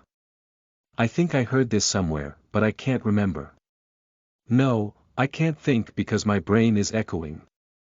It sounded similar to the heart monitor and respirator in hospitals, but there is no way. Because I'm definitely dead that I didn't think I would miraculously survive and came to the hospital at all. It was my back of my head where I got shot. I could tell that my left part of forehead flew away even though I didn't see it. Of course the world is big, so there are probably some people survived the gun shot from their head, but he wasn't that people. The one who shot him was Aaron in the middle of the enemy's territory. It's hard to survive even if you get shot in the hospital, but the place where he got shot was middle of the desert in the bunker. 120 kilometers, 74.6 miles, away from any hospital. And there was one fake doctor who fainted. It was obvious for Mason to die. It's an obvious thing, but, between the sounds of the machine, there were voices. I don't think it's only one person. That's so embarrassing, seriously. I can even show my face. There was an annoyed voice close by. It sounded like disturbed radio frequency. Did you guys see the newspaper yesterday? The media was talking bad things how Hollywood's worst scapegrace flirted to America's sanctuary. They said he doesn't know his place. It is true. This guy's is a dirty rag and obsolete. After hearing their sharp tongues, a woman laughed. There was a sound of someone sitting on a chair and suicide. Does he actually think somebody's gonna sympathize him? What are you talking about? He's so stupid that he can't even kill himself well. Don't you see he's still breathing? It's probably because he was too high, not a suicide. A heart attack isn't even a suicide, said the woman, thinking he was pathetic. Liz was always like this. Singing like he's screaming, and whenever he goes out on a talk show, he always shuts his mouth, and when it opens, he always says something stupid. And all he did was acting, but he can't even act. And because he's so stupid, he can't even memorize the lines. Only thing good about him was his face, but now because of drugs, he looks normal. Now he's just a common junkie. But he was doing well, making troubles like any other stars. So here I thought he was gonna leave all of his fortune and die from a heart attack. Ah. I know. Everyone agreed after hearing this woman's honest words. For a while people were sighing and didn't talk. Everyone was looking at each other, and one guy started to talk. Liz won't wake up, right? Everyone got mad at him. No way. Dr. Joe already said it's a miracle that he's alive right now. If the heart stops for 5 minutes, the brain stops functioning. This guy is very, very stubborn. There is no way he'll wake up. One woman said it baldly, and everyone agreed with her. But one woman said it nervously, but what if he really wakes up? I need to renew to house interior, but if Liz doesn't die, that means I need to do it with my own money. Her thoughtless words made everyone nervous. Mason tried to open his heavy eyes. What are they saying? Hearing the sound of heart monitor and respirator is already confusing enough. I don't think they are the voice of the angels. It wasn't really devil either because it was too snob to be either of them. I'm so confused that I'm definitely dead, but what are these secular stories? Do people die and always fall in this kind of world? Mason frowned and tried to open his eyes. He couldn't move a muscle like he was in a scissor locked. Well, I'm already dead, so it's obvious that I can't move. But something felt uncomfortable, and if I try to move little bit, I think I can move. That I think I'll be little sad. If Liz disappears, I can't sell any of his articles for my pocket money. Who would buy his article? He did so many things that even if we give them his sex video, it's probably not even worth $500. Sorry, Liz, we'll definitely use your fortune in good use. Her voice didn't sound sorry at all. Her voice was right next to his head. Mason breathed deeply and tried to move his finger. While his focus was at his finger to move, someone's hand approached to his face and landed on his oxygen mask. Carefully the mask that was providing the oxygen got removed. Cold air hit his face. Small breath came out and finger that had all of his strength started to move, and the body that felt heavy like a rock started to loosen up. There was a small light coming in between his eyelids. White ceiling and people standing around the bed. Beep. Beep. Slow and stable heart monitor sound and respirator sound. So it was a hospital. Mason blankly stared at the ceiling and looked around. It was full of realistic scene. What the, am I still alive? Why am I alive? He slowly blinked his eyes. It was dark for a second and the bright world was definitely a reality. Why isn't this turning off? Doesn't he suppose to die making beep sound? It comes out like that in dramas. The woman who was smiling looked at Mason holding his mask. Is this machine broken? Said the woman, and she looked down and saw Mason blankly staring at the ceiling. At first she startled and screamed, ah. Ah, ah. Oh my, oh my, oh my. There were sounds of people's surprised tone. Mason blinked to adjust his blurry eyes. When he got used to the light, slowly the world got clearer. Little cold atmosphere hospital room. Everyone looking at this place with surprised look. Oh, my God, Liz. Liz. Mason frowned at what they are calling him and rise up. It was little dizzy and stiff, but it wasn't bad enough that he couldn't move. Mason blinked and stared at people looking at him and carefully touched his forehead. There was no hole. There wasn't even a bandage wrapped around. Am I really alive? Mason was blinking while looking around the room.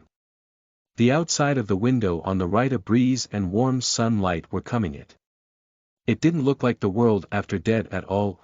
Oh my. Are you okay? A woman asked, stuttering. You're right. Am I alive? Mason tried to ask back but stopped. He saw skinny pale hands. For a second, he thought they were someone else's hands, but they were hands that are properly attached to his arms. What's wrong with my hands? Mason blankly stared at his hands. The shape of his hands and palms were all new to him. He was 6 feet tall mercenary. He was an orphan and grew up in a slum. There were no harsh things he didn't do. When he grew up, he became a mercenary, and every day under the hot sun, he shoved, shot, fought, and more. He never rested his hands. His hands and palms were full of calluses, small scratches, and his skin was dark tanned. But right now his hands that are attached to his arms are very new. His hands had blue vessels underneath the pale skin and had long fingers instead. Mason nervously looked somewhere else. The silhouette of his legs that was showing on the blanket looked very thin compared to his. He got nervous, and his heart was beating like crazy. Liz. I'm asking if you're alright. This middle-aged woman was screaming at him, and a pixelated middle-aged man coughed loudly and went out the room. Young man said, I'll call the doctor. And ran outside. Mason was just blankly staring at his hands and was looking at the woman who looked mad. What are you looking at? Who's Liz? Little dry voice came out. It was dry, but the voice sound was very light. It was strange, but he tried to think it's because he just woke up. It's all in his head that his hands looked strange and his arms and legs looked way skinnier than before. It's all because he never paid attention before and now because he suddenly realized that's why it looks weird. Mason tried to avoid this reality, and the woman looked little surprised that Mason asked her that question. But soon she frowned. Okay. Sorry for calling you Liz, Haley. You don't have to be rude. We know we disowned each other. Even so, I ran all the way here because I was worried that you were gonna die. You are insolent as always. I shouldn't have come. She roughly took her purse from the table and said it. Haley. Worry. Disowned. Mason frowned from hearing all these words he didn't recognize, and the woman was mad and went out. The door slammed loudly and there was a young woman behind that woman. She was looking around nervously and smiled at Mason. She got used to your nickname. You were pretty close with her when you were a child. Aunt Anna and you. That I was close with that woman. After Mason asking that, she awkwardly smiled and said, You don't seem to feel good today. You look healthy, so I'll be going. And ran out the door like she was running away. There was no time to stop her to ask what was going on. Mason was left alone in the hospital room. He stared at the door for a while and stared at his hands again. This thin hand looked like it never did any work. He slowly got off from the bed. There were many wires attached to his chest, hands, and everywhere. He put them off one by one but later got annoyed with them and took everything off at once. Somehow he felt edgy. With his wobbly legs, he stopped at the front of the restroom door. He turned the door knob and took a deep breath. He doesn't know why, but he felt nervous. There will be a mirror right when I open the door and, as usual, there will be a nonchalant face like my usual self. He slightly swallowed his dry mouth and turned the knob and opened the door. And he froze right away. Right across from me, the face that the mirror reflected wasn't my face. In the mirror, instead of little fierce-looking normal face and normal black hair and tall man, there was a pale young man with platinum blonde hair who's about to faint any minute. What is this? Mason swallowed his dry mouth. What is this? What happened? Who is that? Mason stared at the mirror like he was nailed there. He took a step back. Right then the door opened, and a doctor and nurses hurried in the room. The guy who said he's gonna call the doctor didn't come back, but I guess he actually told them, Oh my, Mr. Lusk. You can't get up like that. You took out all the needles. Two nurses said it with little annoyed voice. They pressed his arm where blood was dripping down with a cold alcohol cotton. They glimpsed at him, and he was high little bit. Mason looked at the nurses treating back of his hand and looked at the doctor who was looking through the chart. Are you awake little bit? Do you know what happened? You came to this hospital because of heart attack last night. And your heart stopped for a few minutes. I don't know how you are still alive, and why you were walking around blood dripping all over the place. You don't go to church, right? He's not the type that will have a miracle. The doctor said like he was insulting him. Mason sweated cold sweat. Heart attack, I came here because of the heart attack. Not a gunshot. Haley. It's pretty serious if you can't tell the difference between the reality and hallucination. I'm pretty sure you know that. The doctor was looking at Mason like he was the worst junkie he ever saw. Mason turned and saw the mirror again. In the mirror, there was the blonde man trembling. Are my eyes crazy? I tried blinking few times, but that man was still standing there staring at here. I was stupidly blinking because I didn't know what was going on. Haley. What are you doing? Go back to your bed. Who's Haley? Mason stuttered and asked, Is that man Liz? Haley. Mason pointed at the mirror that was reflecting himself. That made the doctor and the nurse looked at him with surprise and whispered something to themselves. What is he doing? What's wrong with him? Isn't it because of the drug? Maybe he's embarrassed that he survived when he thought he was dead. He touched his face hearing some of the things they were talking about. The man in the mirror moved exactly the same. He blinked, and the pretty man in the mirror blinked his eyes at the same time as he did. He saw the man in the mirror moving his lips, and he touched the lips and felt dried lips and small trembling. Is that me? His voice was hoarse. That strange man in the mirror is me. I'm that man named Haley. Mason asked with fear in his face. The doctor and the nurses stopped and looked at him and themselves. What are you talking about, Haley? The doctor asked with surprise. Mason looked at the mirror once more. The mirror was still reflecting the platinum blonde young man, Haley. Are you okay? No. No, I'm not okay. What is happening? Who is that? No, who am I? There were many things in his head, but Mason couldn't say anything. His neck was getting cold due to cold sweat. Et. Chapter 2 Part 1 You are listening at novelfull.audio. Kill the Lights by Jangriang Proofreader/Editor. Kaima, Warang, I've been watching you. I know well how pure and kind you are. Only I do. Noah Ray Carlton and you don't match well, so please break up. My heart is already burned, ripped, and shredded. Every day is like hell, and my soul is burning. Mason scanned around 12 pages of A4-sized paper and put it back inside the envelope and threw it straight into a trash can. Isn't that a letter? When he turned around hearing a voice behind his back, Chase was staring at the envelope that had disappeared into the trash can.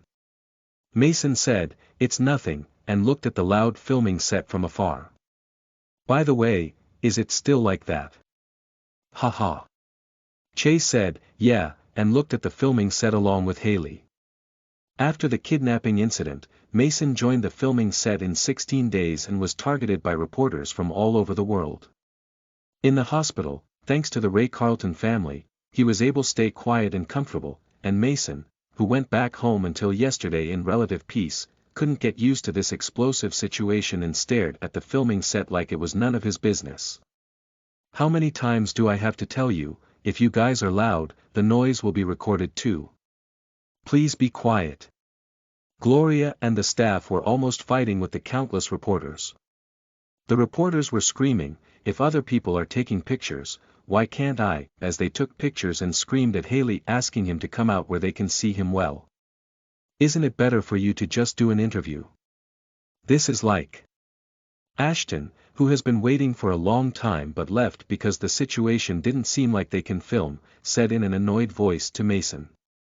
Mason smiled regretfully, and Tony, who came out of nowhere, also said in a very sorry and sullen voice. I'm sorry. He did do the interview for a short time, but it was getting endlessly long. It's not Haley's fault. Chase said sternly and stopped Tony from apologizing. He saved a person and it is obviously something that everyone has to endure together. Also thanks to Haley, the investors are pouring in, and if we endure the loudness for a short while, everything will get better. Just like how Chase said, after Haley saved Noah Ray Carlton's life, it was overflowing with people who wanted to invest in the movie Real. Of course, their biggest investor, Ray Carlton's NLC, also provided endless support such that, not only was the cost of the delay covered, but they also had money left over even if the part-time crew stayed in fancy hotels. What Chase said was correct, but Ashton frowned and stared at Chase. It was like this last time too, Chase, you are like Haley's night. He was saying that because really, Haley didn't look like he cared, but whenever someone was bad-mouthing Haley, Chase got excited. Chase blushed a little at what Ashton said and asked, does it really look like that? No, what? He was definitely being sarcastic, but seeing Chase happy, Mason slurred his word, and just then Gloria appeared with an exhausted face. Ah, seriously. I'm sorry that you came all the way here with your injured body. Haley, I don't think it'll work out at all. I think today's filming is not possible. No, I'm the one that's sorry. Mason apologized to Gloria, who had a dark expression. From afar, Vic was looking at the reporters with hate, annoyance, and anger. Even though he knew he was overworking Haley, he was anxious, and now he was happy that he could finally film a few scenes, but because of those bastards, he couldn't film at all. Haley doesn't look well either, so we should wrap it up for today and rest. I think we should film in the studio for now.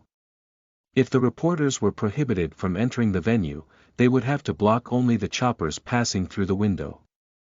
She sighed, and Mason just bitterly smiled because he didn't know what to say.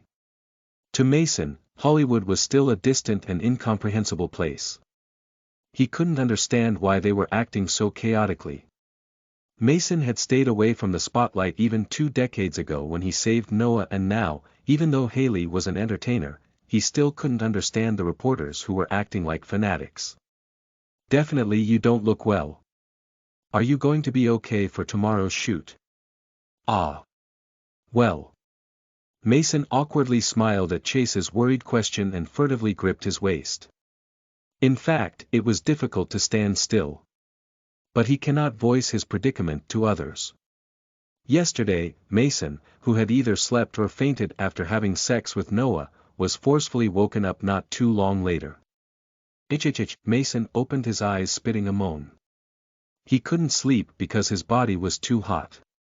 Somebody kept shaking his body. A face appeared in front of the blurry ceiling, through his slightly opened eyes. "Ha, did you wake up?" Mason opened his eyes wide at the wet voice coming from above his head, and that moment, Noah deeply penetrated him. No, Noah. Ah, since you're awake, your insides are. It's definitely different how it eats me up. Noah lowly laughed and thrust in. Mason moaned, and even before he could figure out the situation, he grabbed the sheet and held onto it. Noah made Mason lie down sideways and lifted one of his legs and thrust in deeply. You. Mason moaned and trembled. Already after the wet dream he came until his testicles hurt, so he couldn't ejaculate even a watery semen, yet his body was hot and felt electrocuted as if he were coming. Sto. Mason begged. His mouth kept spitting out moans and he couldn't even form a complete word. Noah said, "I can stop if you let me go," and strongly grabbed Mason's butt. His lower body was a mess. The amount of cum, sweat, and body fluid that Mason spilled was not even a joke, but things that Noah poured out was scarily overflowing. He was even afraid of asking how much he did while he was passed out. Biting and sucking. All the parts of his body that he could see were colorful. Afraid to look at the mirror, Mason noticed his stinging skin and moved his body to push Noah away. Noah slapped Mason's butt and held it, pulling down by his waist. "Heat, that. Please." Mason panted and begged. Every time Noah was so deeply inserted, Mason felt like dying. And he could not bear it because he was afraid of a deep sense of flooding as his insides opened like it was going to split up. He thought he was good at enduring tortures, but he couldn't take this anymore. He didn't know since when he started crying, but because he was aroused, his tears kept shedding. Ah! Noah laid Mason down on the sheet and grabbed his waist. Mason shivered at the creepy feeling of the penis slipping out. If he could come, he definitely would have come a bucketful. Mason trembled because of the empty feeling after Noah left and the strangeness of his insides. Also the feeling of a thick fluid spilling out from inside gave him goosebumps. The scariest part was that his body received the whole sensation as pleasure. Really, since it's asking for it this much, I couldn't stop at all. Noah put his finger inside Mason's twitching anus and swiped away a huge load of cum. Even though I inserted only a finger, it's squeezing so much, as if asking for a dick, nibbling it like this. Noah laughed briefly and dropped the semen on Mason's cheek and said with pity, "It must be difficult for you. Having a body that likes fucking so much." Mason lay on the bed, panting and trembling. He couldn't get mad or curse at his choice of vulgar words. Because, just like Noah said, his body wanted Noah's penis. Mason gnawed on his lips, feeling ashamed and annoyed at his body that ejaculated until he got dehydrated, but kept craving for more pleasure. Noah seemed to understand his inner thoughts and laughed and kissed him as if to soothe him. Once, twice. He sucked on his lips like pecking and asked, "How about you?" "Pardon?" Mason couldn't understand the question and asked again, drawing a deep breath. And Noah kissed him again, but this time sucked a little longer before replying. "This body likes it. But how about you? Doing this with me? Do you hate it?" Noah seemed troubled and smiled a bit. Mason looked up at Noah. "That I don't know." Mason mumbled, breathing out a sigh. This was his third time with Noah, if he counted feeling up, sex and other small things. But to be honest, should he say that Noah's taste in sex was a lot rougher? Or even vulgar? He couldn't stand it. Leaving aside the fact that this was Haley's body, Noah's approach was stubborn and perverted. Seeing that he enjoyed himself with a fainted person stands to prove this. After replying, "Who knows?" Mason closed his mouth and stared at him. Noah smiled like he couldn't help it. Like, "Too bad, even though it feels difficult there is nothing I could do." Mason still thought that his sweaty, smiling face looked very innocent and pure, so he sighed. I think I like it." In reality he thought, this is a little too much. It's tiring and painful. Sex shouldn't be torture, but instead, Mason gave him a lip service. The sex wasn't to his taste, but because it was Noah. Noah stared at Mason, slowly bent his eyes and smiled. "Me? You mean?" Noah had caught up quickly, and Mason thought Noah's smile looked very sweet. The sex in his dream wasn't like this. It was similar but different. Noah still said mean things and moved his waist exactly the same way, but looking at Noah smile while their wet skin slid over each other, a naturally sweet sensation arose. The emotion bloated up even more. Whether it was connected to sexual desire or not, he liked this man. The hot and sweaty body. Soft skin. Powerful flexible muscles. He could feel himself getting satisfied just by this man being alive. Mason. Mason, Mason. Noah kissed Mason's lips, his eyes, and cheek. Noah pushed his penis into the wet hole again, as he kept kissing, and Mason sharply inhaled and closed his eyes. Noah licked his ears and whispered Mason's name, again and again, in a voice sweeter than sugar. His body slowly and soon harshly started to shake, and Mason started to pant again, holding on to him. He kept hugging Noah until he lost his consciousness once again. "Hi guys. Long time no see. I kept the scheduled date thanks to Kaima. I promise I'll be more active after this semester." Anyway, from the last part, did you guys catch how Noah knew Julia was Mason's favorite porn star?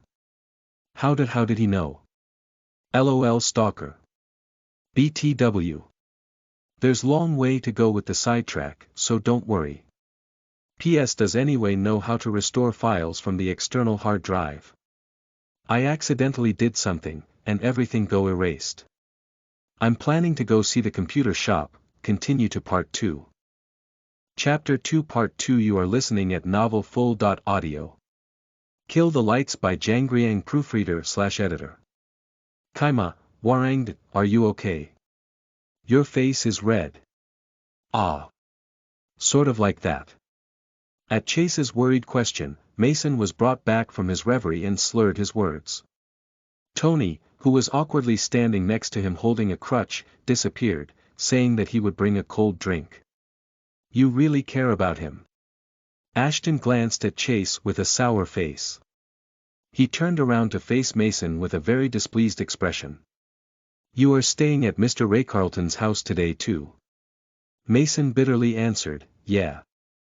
Well, at Ashton's sickening voice. Last night, sleeping totally exhausted after an incredibly long sex session, Mason woke up to the sound of loud wind. When he raised his head, he was sleeping inside a helicopter and using Noah's knees as a pillow. Mason raised his body with a puzzled look, and Noah pressed on his shoulders. Then he kissed his cheek and whispered, "It's okay, sleep some more." The garden, when Mason whispered bitterly, Noah laughed brightly, saying, "It certainly shook less this time." Mason didn't even have energy to say, "What are you doing to my garden?" Just like Noah said, he fell asleep. It was a relief that Haley's body was used to sex. If not, he couldn't have arrived at the filming set even if he'd crawled. Even though the sky was still yellow, his back was tired, his thighs were throbbing in pain, and his insides were stiff enough to die. "You said you guys aren't dating. It seems like it's working out well now." Ashton asked, trying to figure out Mason, and instead of answering, Mason smiled perplexedly. Dating or not, he never talked about this with Noah, and also no matter what he said to the twisted Ashton, he'll just hear it as bragging. He probably understood something from Mason's smile and sneered. "Wow. I'm so envious." His expression said, "Used to play promiscuously and dirtily, but then pretended to fix yourself for a moment and got yourself a man with money and made your life better. While living like a scapegrace in Hollywood like no one ever could be, suddenly he got lucky and grabbed a rich man and got himself a jackpot movie and even got treated like a national hero." In the point of view of others, it was not completely wrong, so Mason said, "Yeah," and agreed with him. "I was lucky. That's it." Ashton, who felt a little better after Mason's modest reply, was about to ask right, but Chase stopped him. "That's not true. The lucky one would be Mr. Ray Carlton, who he saved." "You saved his life. Don't you think so?" Mason laughed, and gave just enough reaction to Chase's passionate defense. Chase already bore an overwhelming liking towards Mason, but after the kidnapping incident, his affections have reached a new high. It wasn't like love or anything sexual. How to put it? It was like a big loyal dog in front of his owner. Also, it was like a rookie who wanted to be his boss's right-hand man. He was used to guys with lack of backbone just following him since a long time ago, but this situation was giving him a difficult time. And as expected, Ashton's face had turned bright red and filled with annoyance and anger. "Ah. Seriously. I can't stop it. Chase's love for Haley." Ashton said it twistedly and took a step back. "Then I'll go and just keep waiting again. You are still not well.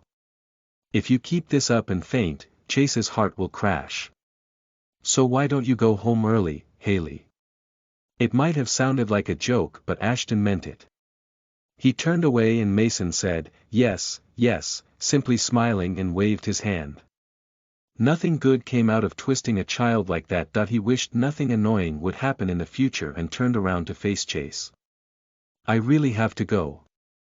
It'll be a big problem if Gloria passes out due to high blood pressure. Do you think you can leave? They are camping out in the whole area. You might really have to get inside a trunk." Chase said worriedly, and Mason shrugged his shoulders. "I'll trust Tony's skill." "Well, I don't have anything to do, so it'll be okay to stay in the car for a while." Mason saw Tony running towards him and said, "He brought a bottle of Coke. It was an item that you can use preciously when you're trapped in someplace for a long time." Liz. Tony ran to him urgently and quietly said, "Come here," and pulled at his wrist. Tony, who took Mason to a corner to avoid the reporter's eyes, looked around with a slightly pale face. Mason looked curious at Tony's panicked eyes rolling aimlessly. "What's wrong?" When he asked, Tony swallowed his dried spit and panted and said, "So. Somebody splashed blood on our car. I think it's a crazy bastard." Tony replied in a shaking voice, and Chase, who was guarding from a little afar, looked back. Blood on the car. However, unlike Tony's shocked claims about a crazy bastard splashing blood on the car, the liquid turned out to be red paint.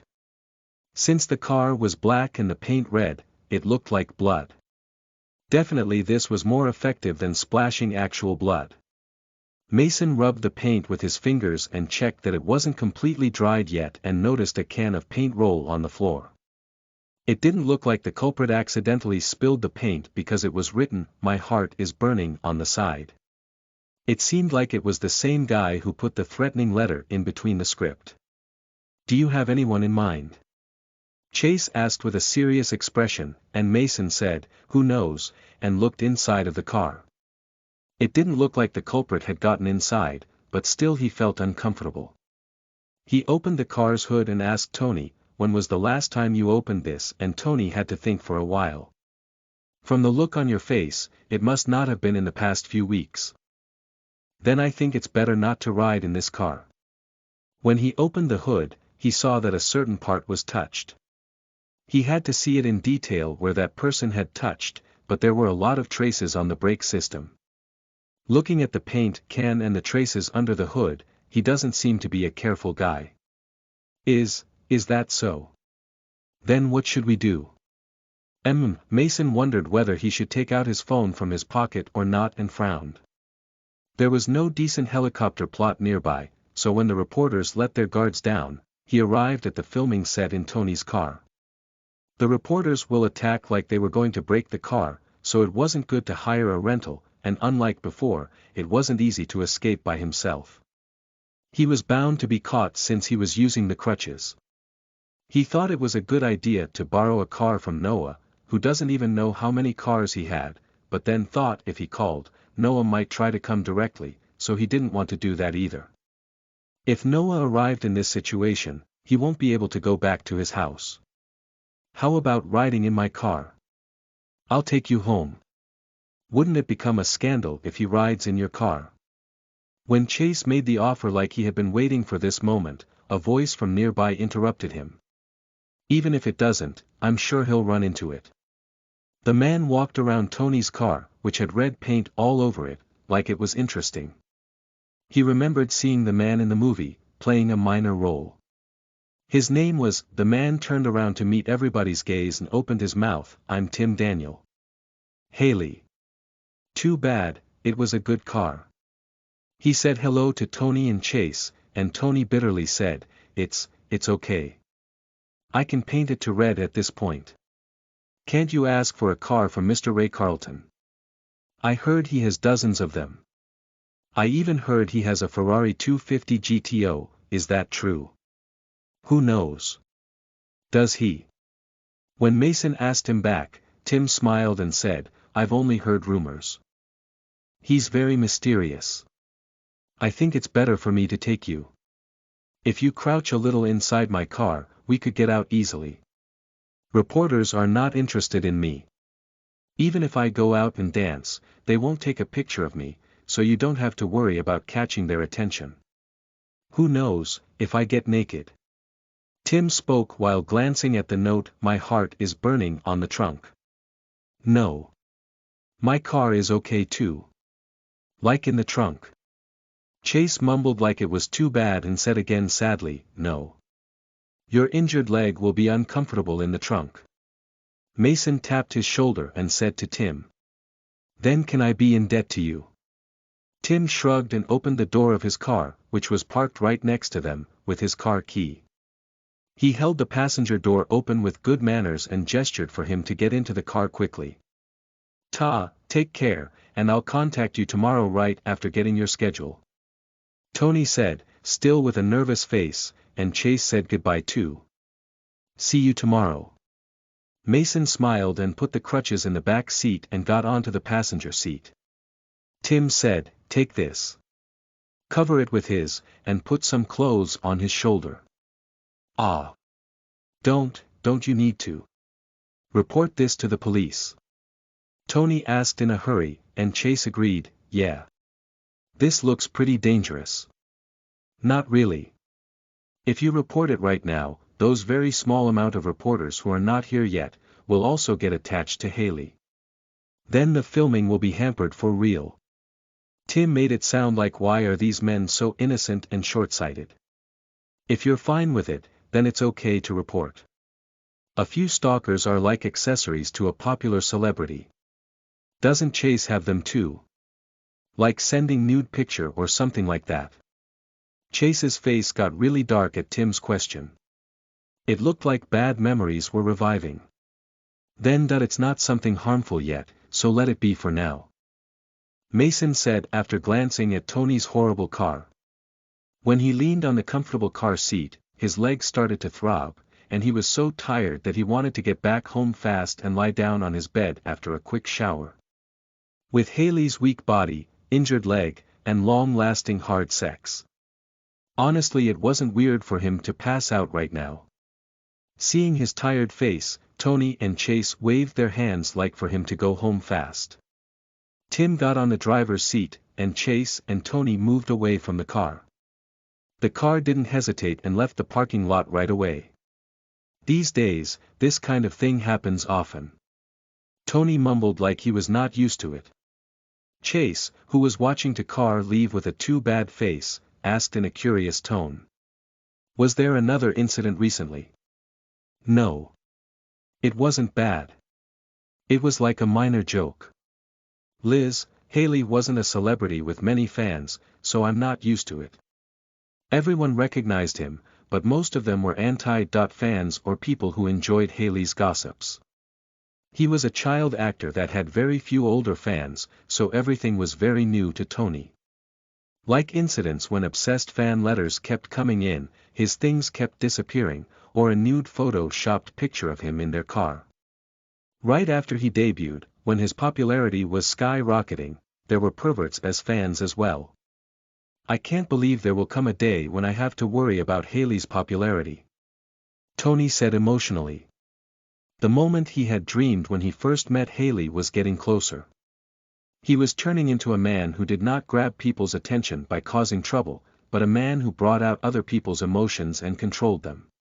When he stood in front of the camera, there was a strange light that showed up from time to time. It was clearly visible to Vic's eyes as well as Tony's watching from behind the camera.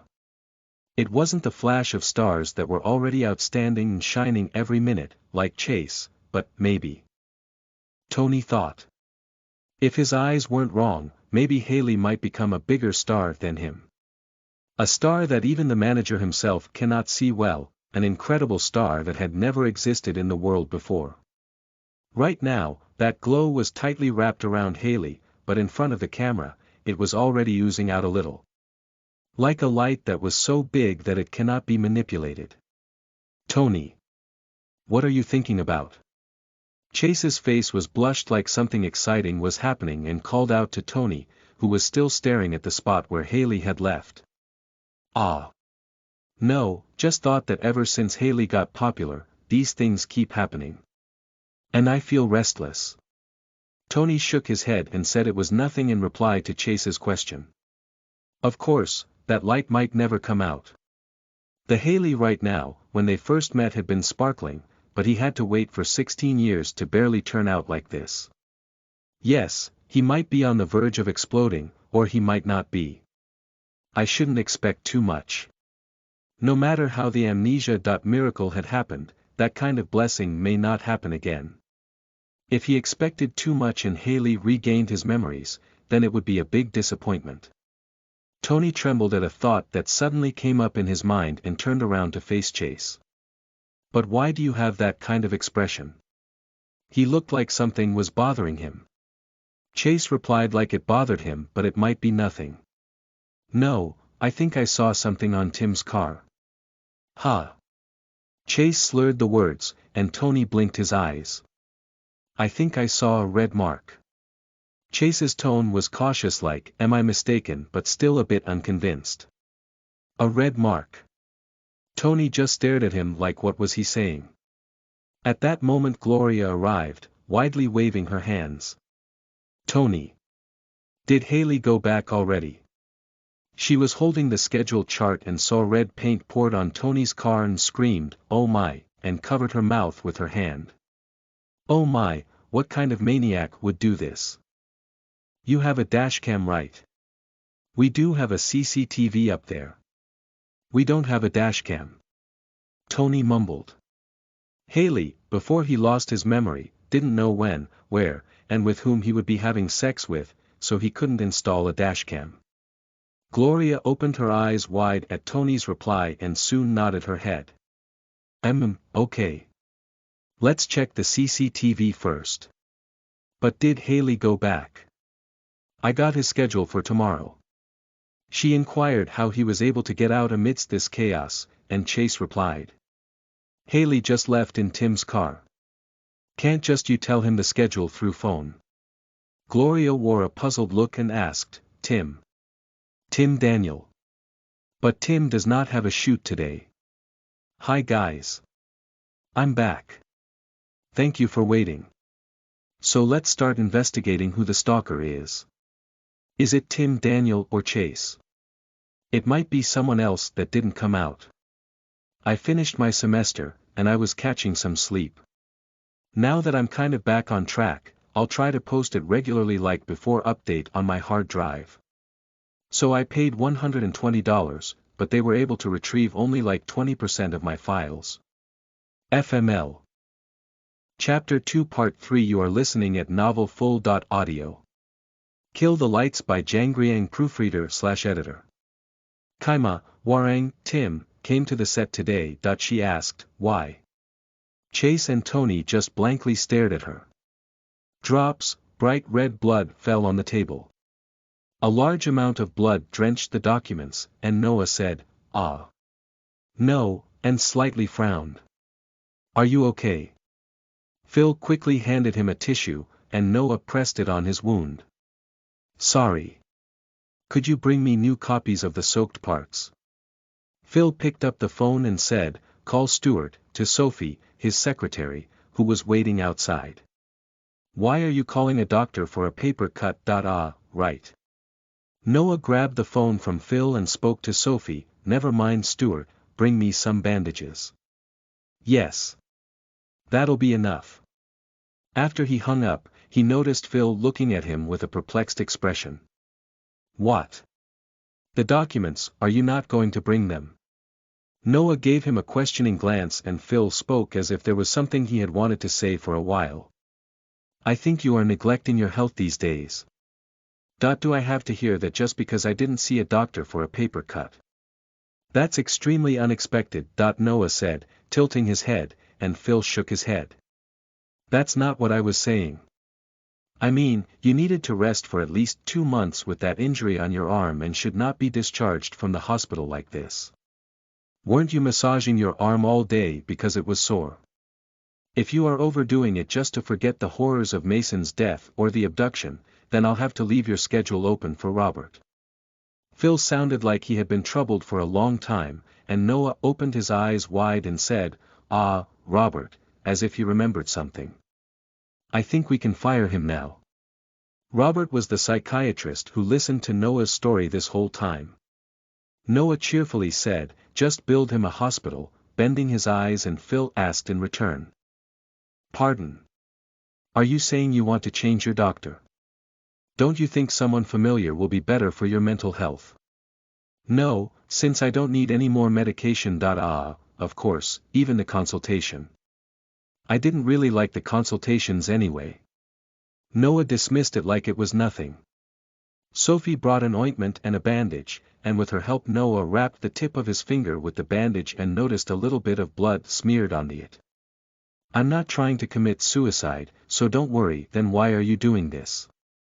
Phil asked, looking scared, and Noah sat on the chair again. Because I'm in a relationship. You know it too, right? Noah smiled brightly. Phil couldn't talk back and simply stared at him. Noah said, and stared at the cut that was wrapped with bandage. Would Mason worry? He didn't think it was a big injury, but still, won't Mason give him at least one concerned glance? Noah remembered last night when Mason had hesitated at the bandage wrapped around his arm and felt sweetness on the tip of his tongue. And the reason why my arm is like that is because, yesterday. It's because I was too persistent, so don't worry about it. It was true that his wound hadn't completely healed, but there was no need to worry about sequela or recovery. As he had been supporting Mason, who was asleep, while thrusting in, the wound had reopened slightly. Otherwise it was recovering so well that even the doctor was surprised. Phil couldn't understand Noah and frowned. I'm still feeling a little listless. Should I drink a strong cup of coffee? Noah, who was worried for a moment, cutely thought that he would rather feel a bit more relaxed than keeping his mind sharp and started to check the documents again. What are you doing? Should I print out the new documents? Noah questioningly raised his eyebrows and Phil said, no. He wanted to say something more, but was stopped by a knocking sound on the door. Come in. When Noah gave permission, Sophie, who had left, entered again. Mr. Haley Lusk seemed to have sent you a bouquet of flowers. She checked the card and showed him a bouquet of red roses. He did. Mason did. Noah tilted his head with a questioning look and stood up from his seat to walk over and receive the flowers from Sophie. There was a strong odor of roses. And this came along. She gave him a small manila envelope. Noah said, and received it with a perplexed face. He thought something was off and indifferently opened the envelope to feel a sudden, sharp pain. Oh my! Sophie screamed in surprise. A lot more blood dripped on the floor compared to the paper cut. The envelope in his hand fell upside down and its contents spilled out. 4 small razors and pictures of Haley fell out. Noah frowned slightly, bent down and picked up a picture. Haley was smiling at someone and the picture was wet with blood. Mason, who fell asleep right away after getting in the car like a sick person, woke up when he felt the car stop suddenly. He looked around with a blank face and wondered where he was. The realization came slowly. It was a street below Beverly Hills where his favorite cafe was located. The problem was, this street didn't lead to Noah's house. I think you've got the wrong way. This was in the opposite direction, and if he continued, they'll leave Beverly Hills and go all the way to West Hollywood. Mason spoke while holding in a yawn and Tim glanced at him like what was he talking about. No. I'm going to the Ray Carlton mansion on the 12th Street, didn't I tell you? I thought I told you before leaving. Mason tried to ask if he gave him the wrong address since he was feeling sleepy, but at that moment something caught his attention. At the end of Mason's sight, between his legs in the front of the passenger seat, there was a red paint mark. Drawn by B.A. Muhave Cancer. I always love when you guys send me fan art. You can totally tell who is who. While that I'm drawing crooked stick figures. Jealous. Continue to sidetrack 3.